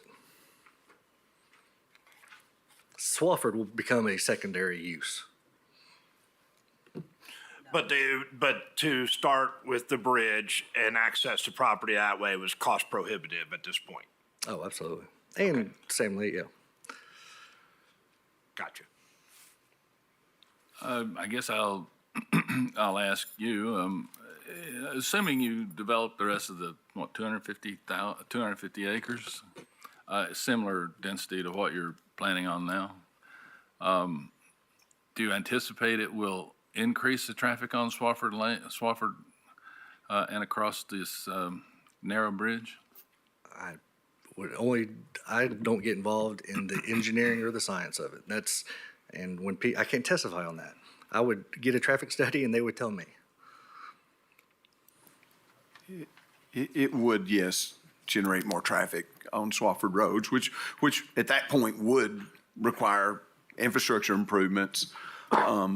If they make the connection to Sam Lee and that becomes the primary entrance, maybe the traffic study shows the most percentage of traffic would use Sam Lee. Maybe there's not improvements required, but if this is their only access point, it would generate it. Knox County would ask for future infrastructure improvements. And I would also like to just add to this that there's a condition of the concept plan and development plan that no more than 150 lots be allowed without a second access point created. Part of this was that we have certain policies regarding access points and number of lots and entrance road design and the type of entrance road that they're put in now, which is a typical 26-foot wide road. We typically start looking for an enhanced entrance type at that point, and they chose to continue with the design that they had, which indicates that they do intend to create a second access point sometime in the near future.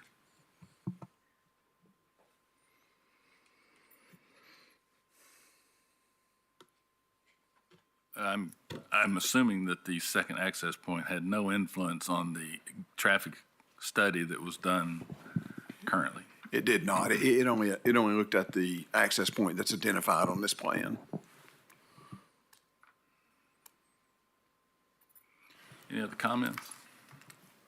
Go ahead, Jim. I know you're dying to tell me. Oh, well, I just wanted to, been looking at some things back here. The Knox TPO has some traffic data on Swafford Road. They show the traffic count to be out there about 690 cars per day. Running some numbers on what the applicant's traffic study, or pardon me, Josh's traffic study had, you're going to add approximately a little over 200 trips going back on that segment of roadway. So they would be less than 1,000 ADT on that particular segment of roadway. Looking at the road on Street View, I mean, it's got a center line on it. So typically we're putting center lines on roads that are in the neighborhood of 17 to 18 feet wide. So based on those existing conditions, I think that goes back to our comments about the traffic study. At this limited number of lots, we feel like that the existing infrastructure out there is appropriate. However, as Josh and Smithfield develop more homes, then yes, we will be asking for more improvements. But at this point, with this limited number of lots, Engineering Public Works feels confident that that roadway would be accommodating of those trips. So just a little more context for you. Is there any mechanism to put in traffic counters to correlate actual trips generated by developments to what we think there's going to be? There are, one of the things that traffic engineers do is they'll put, those tubes you see down on the roadway, and they'll get directional volumes. That's how they assign this, 30% this way, 70% this way. I don't have that study in front of me, but I would anticipate that that's Cannon & Cannon did the study. They're a very reputable engineering firm. I would assume that they did that and established that percentage by looking at distribution of trips as they exist today. I guess my question was about in the future, once this is developed, we've heard predictions that 30% are going to go this way and 70% are going to go that way. Is there any mechanism to put in traffic counters after it's developed and built out to validate those assumptions? There are, with Josh having to come back and do additional developments, we will require turning movement counts at their entrance, so then we can look at that and validate those assumptions. Yes, sir. Thank you. Any more comment on this? Oh, boy. Who's, I'm sorry, is there any time left on the? No. I'm sorry, but One more time? wait, yeah, we've exhausted the time. Mr. Elliott? Yeah, thank you. And thank you, sir. You did an amazing job, and I think we're all in agreement that an arterial road needs to be come into play as soon as possible. But it's up to me to make a motion, so I'm going to make a motion today to deny the appeal of the Knoxville Planning Commission's approval of Development Plan 12-C-24-DP. The reason I'm making that motion is because I feel like we can only do it based on what we have in front of us today. And based on what we have in front of us today, the street folks feel like it works, and the planning commission feels that it works. And I'm going to support that based on the information that we have in front of us today. Second. Motion's been made and seconded. I have one comment. I agree with everything Mr. Elliott said about what engineering thinks and what the planning commission thinks, but I can't get past the information that was presented that says that these developments need to be attached to something other than a local road. And Swofford can't be considered anything other than a local road at 18 feet wide and a 14-foot approach to a bridge. So unless somebody can explain to me why that's not correct. I don't know if that's 100% correct. When the growth policy plan was amended, it replaced section 1 in its entirety, which was what was referenced in the new version. It says, so it must be on a collector road with minimum width of 18 feet or with an approved memorandum of understanding in place to improve the road of 18 feet or greater through the rural area to the adjacent planned growth or urban growth area. That's defined by the major growth plan. And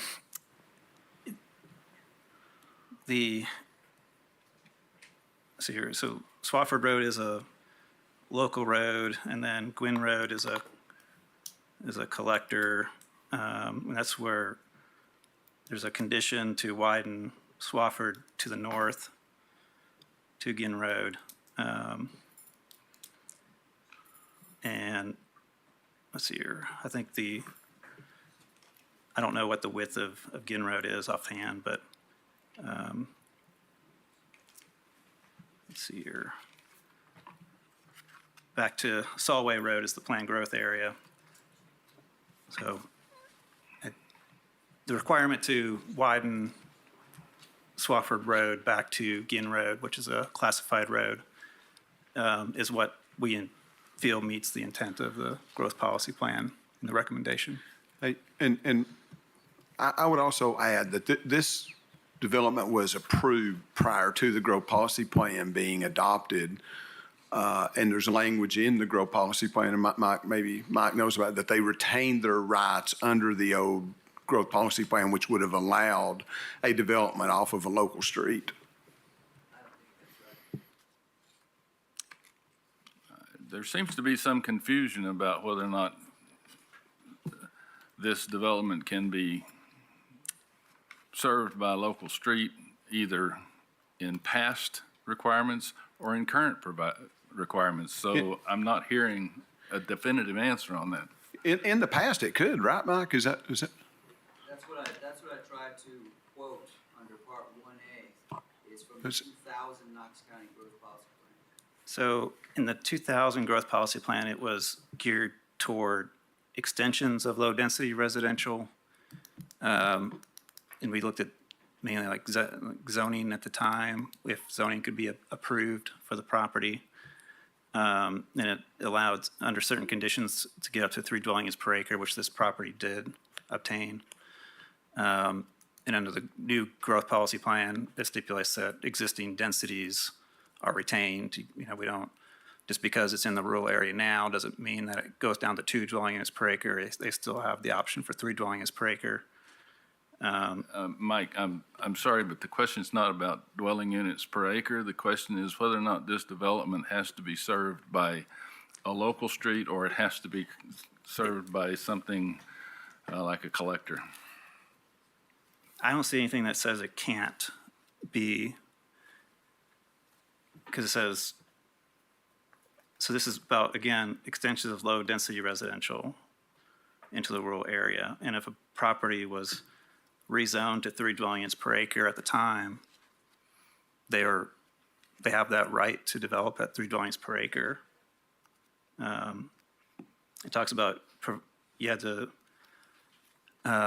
provide a traffic impact letter at the time of rezoning to indicate that the road system could handle the density requested, and presumably that was done and approved. Going back on that now, I don't know how you do that. Are you looking at the January 12th, 2000 Knox County Growth Policy Plan?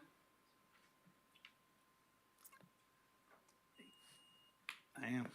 On Part 3.5C on page 6. Extensions of low-density residential development in the rural area shall be limited to the following conditions. Part C, connecting collector and arterial roads from the proposed development to the urban growth boundary. In D, it says, a traffic impact analysis demonstrating to the satisfaction of the planning commission that the effect of the proposed and similar developments in the traffic analysis zone will not unreasonably impair traffic flow along the arterial roads through the planned growth area. The intent of this section is to allow extensions of low-density residential development into rural areas where urban services become available.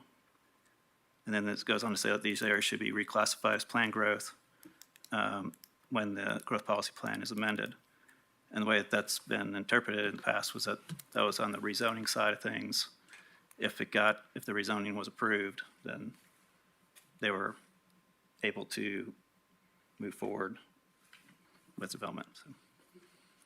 But Mike, what you just read talked about the arterials, not impacting the arterial streets. This is not an arterial. Swofford's not an arterial. It's a local street. I agree that the traffic generated by this development, once it reaches an arterial, probably won't have an impact on the arterial, but that's not the issue. But it says connecting collector and arterial roads from the proposed development to the urban growth and boundary and planned growth area, and then talks about a traffic impact analysis letter being provided. During the rezoning phase, that was all done. Yeah, the operative term there are connecting collector and arterial roads. So connecting, the property must be served by a collector or arterial road. I guess I'm not seeing how that is, like the old growth policy plan is really. Jim, what's the difference between a collecting road and a local road? It's an interpretation. Typically, it relates to the functional capacity of it, the volumes. I think in this case, Swofford, the major road plan was last updated in 2018. But I would say that, Swofford does connect, probably what connects to collectors. So, I think it could be argued that that this road could be classified a collector. It's not, but it does have connecting points to other collectors in our community. So it's more of an art than a science a little bit with that. We look at traffic volumes, we look at connectivity, alternate routes, things like that. But unfortunately, I don't have a real clean answer for that, Ms. Longmire. It's classified as a local street, sir. I think that the rub is that, if this property had absolutely no access to a classified road whatsoever, if you interpret it the way that the applicant is interpreting it, you could not develop the property, which is not the intent of what the growth policy plan says. Because it does say that your existing zoning continues, it doesn't take away property rights. So I just don't see how we could interpret it in such a way that you can't access the local road if you can meet the 18-foot standard. And I think I agree with Mike. I think what we're talking about here is something that should have taken place at the rezoning. If the planning commission would have interpreted it the way the applicant is interpreting it, they wouldn't have rezoned it. So that the only legal access they have is to Swofford right now. They're on a peninsula. Without they build a bridge, they don't have connection to A. So I'm not for sure how the planning commission could have rezoned it without they believe that it could be on a local street. How far is it on Swofford Road to the nearest collector? It's a few hundred feet. Gwynn Road is a collector. So how far? It's a few hundred feet. A few 200 hundred feet? So the other option, just to be completely honest, is they could upgrade a few hundred feet of Swofford Road. Which they've agreed to do. That's something we identified in as a condition of the approval, that they have to make Swofford Road 18 feet to that intersection. Correct, Mac? Wasn't the condition of the approval 20? 20? It's 20 feet. I'm sorry. So that is a condition of the approval? Yes. I did not know that. Sorry. That being the case, I'd have to say that if the part of Swofford Road between for those few hundred feet is upgraded to a condition to a level of service, not a level of service, but a rating for We have a motion and a second. functional class. Excuse me, I'll get it out in a minute. We have a functional motion. class. We have a motion and a second. Yes, we do. Okay. The problem with that, no one's gonna go down that way to get to amenities. Everything they need to be served by is the other way. Sir, you're talking about a technicality, and they have met that technicality. So we have a motion and a second to disapprove. Yes.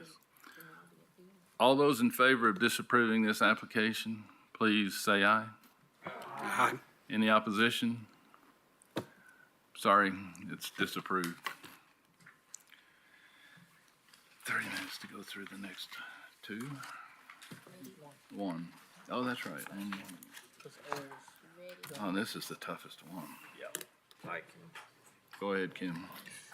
5N is a request of Nancy Holbert, POA Maggie Holbert, to appeal the judgment approving revisions to the Midway Business Park Design Guidelines. The property is located at 0 Midway Park Lane, CLT map 074, parcels 097, 09703, 09704, 09707 through 09717, and 09725, property zone EC and a K in the 8th Commission District. Mr. Chairman, we've got a 2:45 hard stop here, so I'm hoping we can get this case done. Do you think we can get done in 45 minutes here? Hopefully 30. I'll be perfectly honest. I've looked at this one. I've tried my best to figure out exactly what the issues are, but I don't. So you're more familiar with it than I am. Do you think we can do it in 45 minutes? I think we can. I don't want to get us in any trouble with any county commissioners coming in here. Okay. as concisely as possible. Please state your name and address and reason for your application. Jason Ferguson, representative for Maggie and Nancy Holbert at 635 Manila Drive in Strawberry Plains, Tennessee 37871. Go ahead.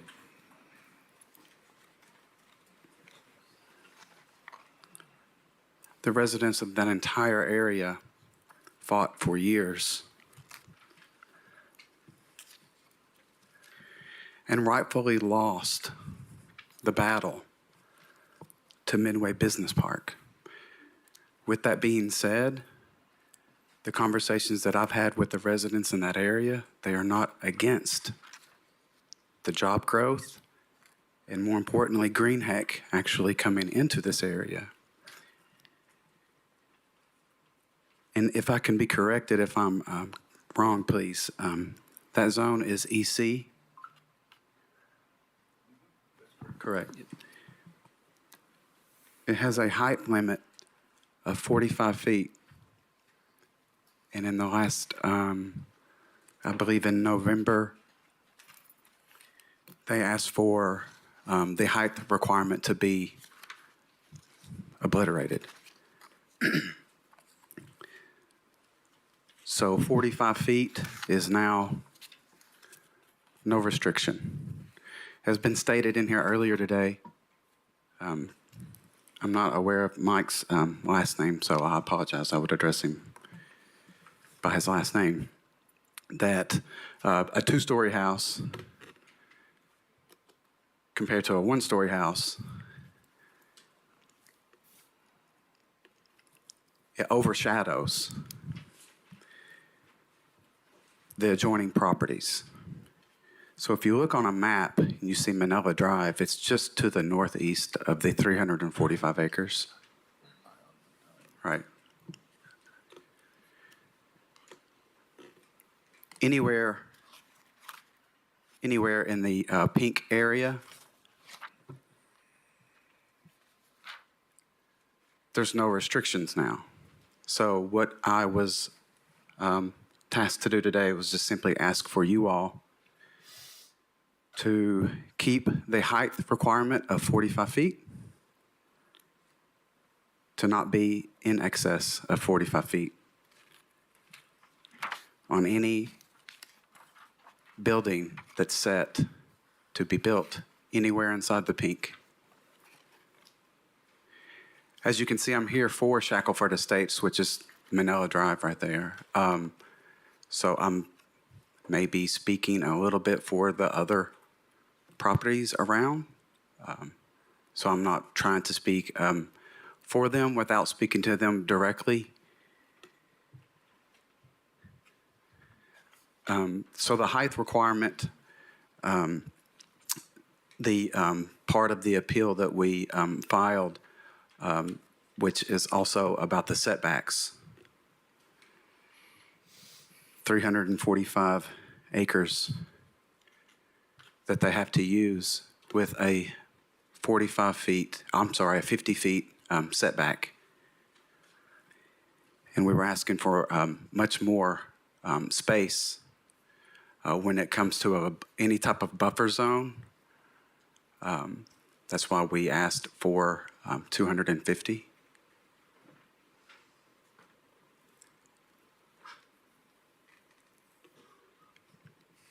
Also, that area, as we all can understand, it's about to go through some massive changes. And the setback requirement might be a little bit of a ask at the 250 feet, but again, Greenheck has 345 acres to do everything that I hope that they can accomplish in their manufacturing process. The setback, again, would help relieve or add a little bit more of a opportunity for the surrounding neighbors to maybe not feel the impact quite so much, which has actually already been felt. They have actually started sending out their engineers to test the ground, obviously, to start building the buildings, which we've heard complaints that it has scared many of the equine in the area, mine included, at 635. That's my personal property that I have at 635, are the horses. So again, those were the two things that I was wanting to try to go over with you all today, and would entertain any comments or questions. So if I understand you correctly, you're asking for us to impose additional restriction or requirements on the developer to reduce the building height down to 45 feet? It's not a restriction. It's something that was in November. The 45-foot restriction was taken away. So right now it's not restricted. Right, correct. They could build a 3,000-foot skyscraper if they wanted to. I don't know that that's correct.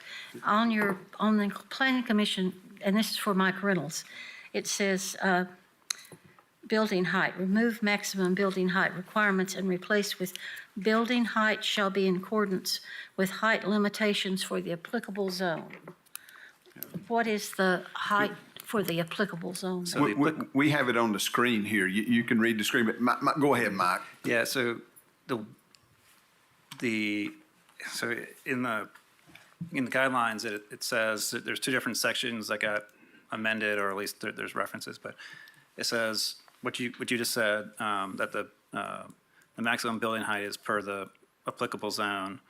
Then in that first part, then it references a section F in the guidelines that says building height shall be in accordance with the height limitations of the applicable zone.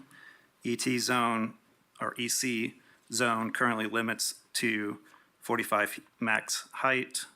Planning has agreed to review future zoning revisions to provide an appropriate use matrix for building height, example, office, hotel uses to 75 feet, manufacturing to 45 feet, et cetera, which is an example of something that could happen, but would require a zoning amendment. So as of right now, the EC zone has a maximum for, doesn't matter what kind of building you're building, maximum height is 45 feet.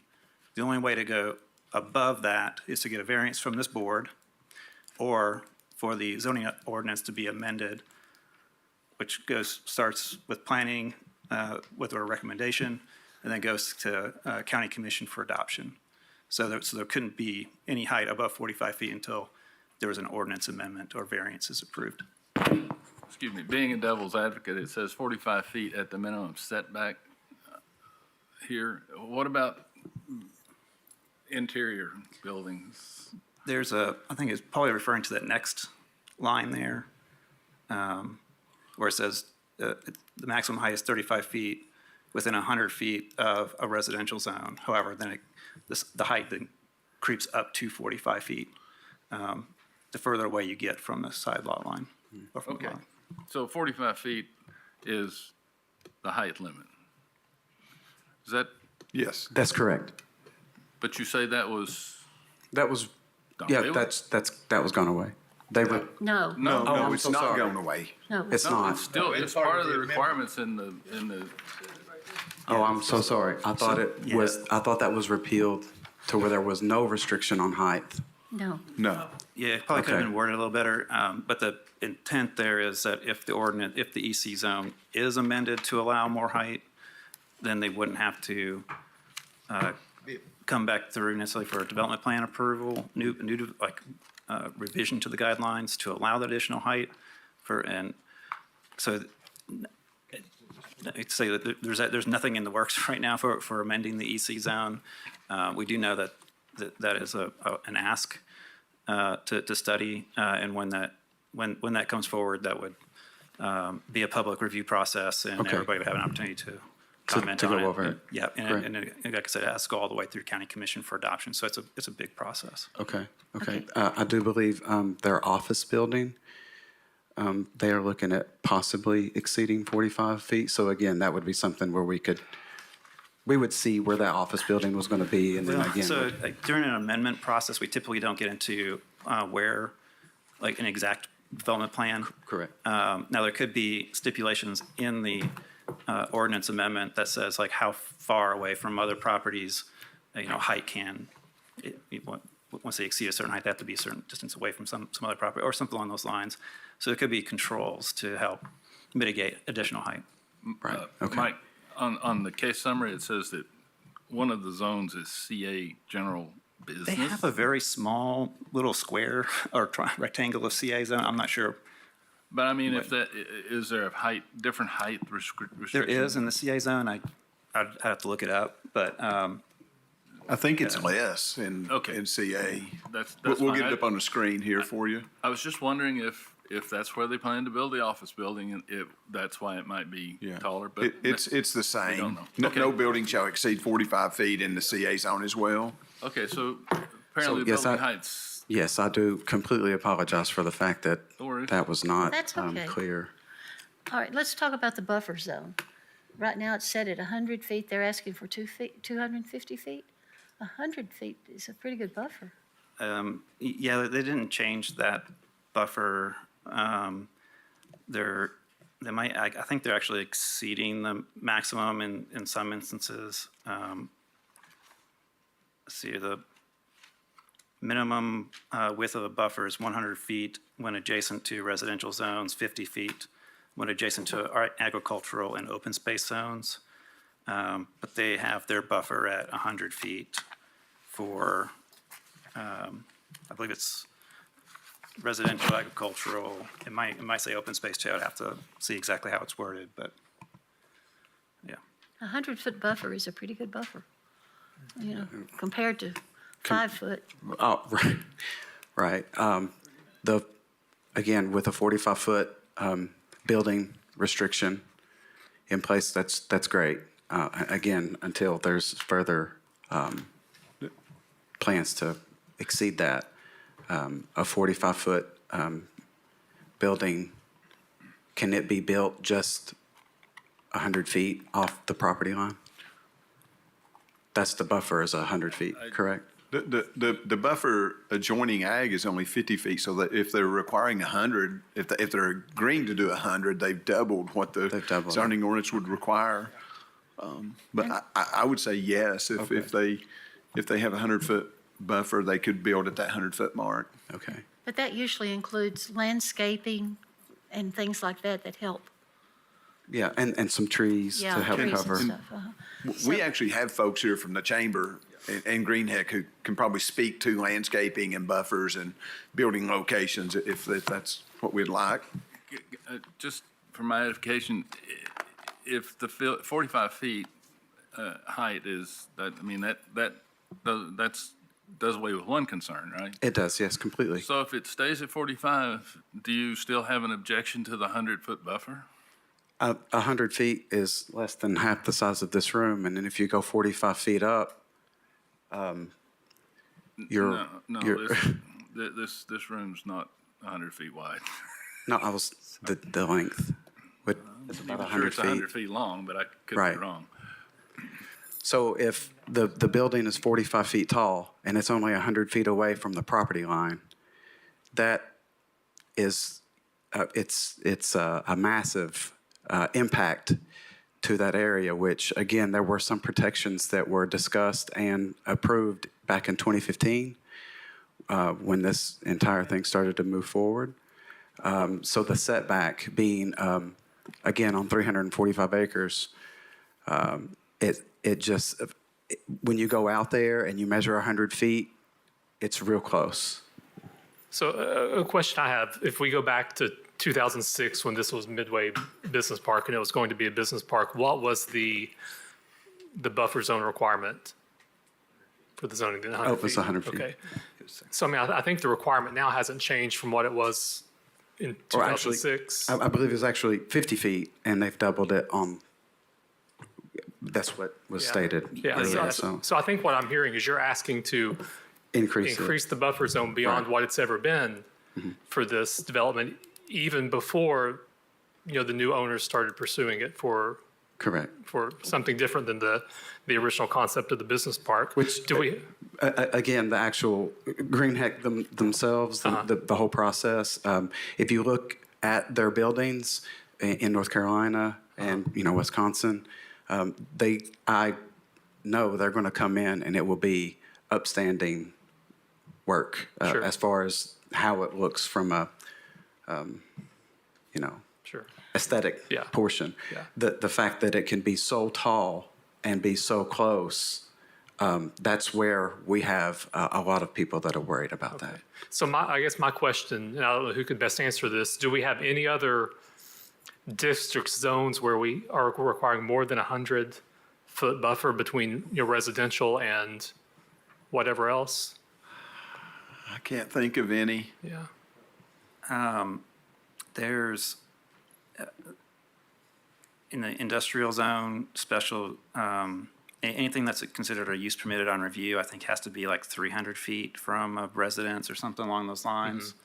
But it's not really a buffer zone per se like this is. Yeah. It's like a setback to the use. It's a little different, And but it's related to like auto salvage where they're crushing cars and there's Yeah. intense noises and probably smells and, Yeah. and then that type of stuff. In the interest of time, your time has expired. I appreciate it. Yes. I want to give the developers, I'm sorry, the folks from Greenheck, an opportunity to speak if they want to. I thank you all for their time today. Thank you. You're welcome. Thank you.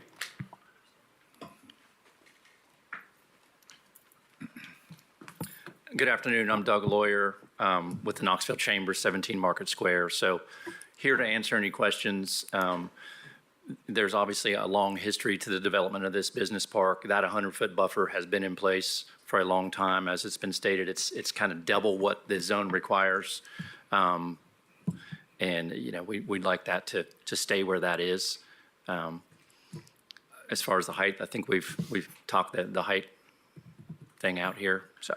I do have a question.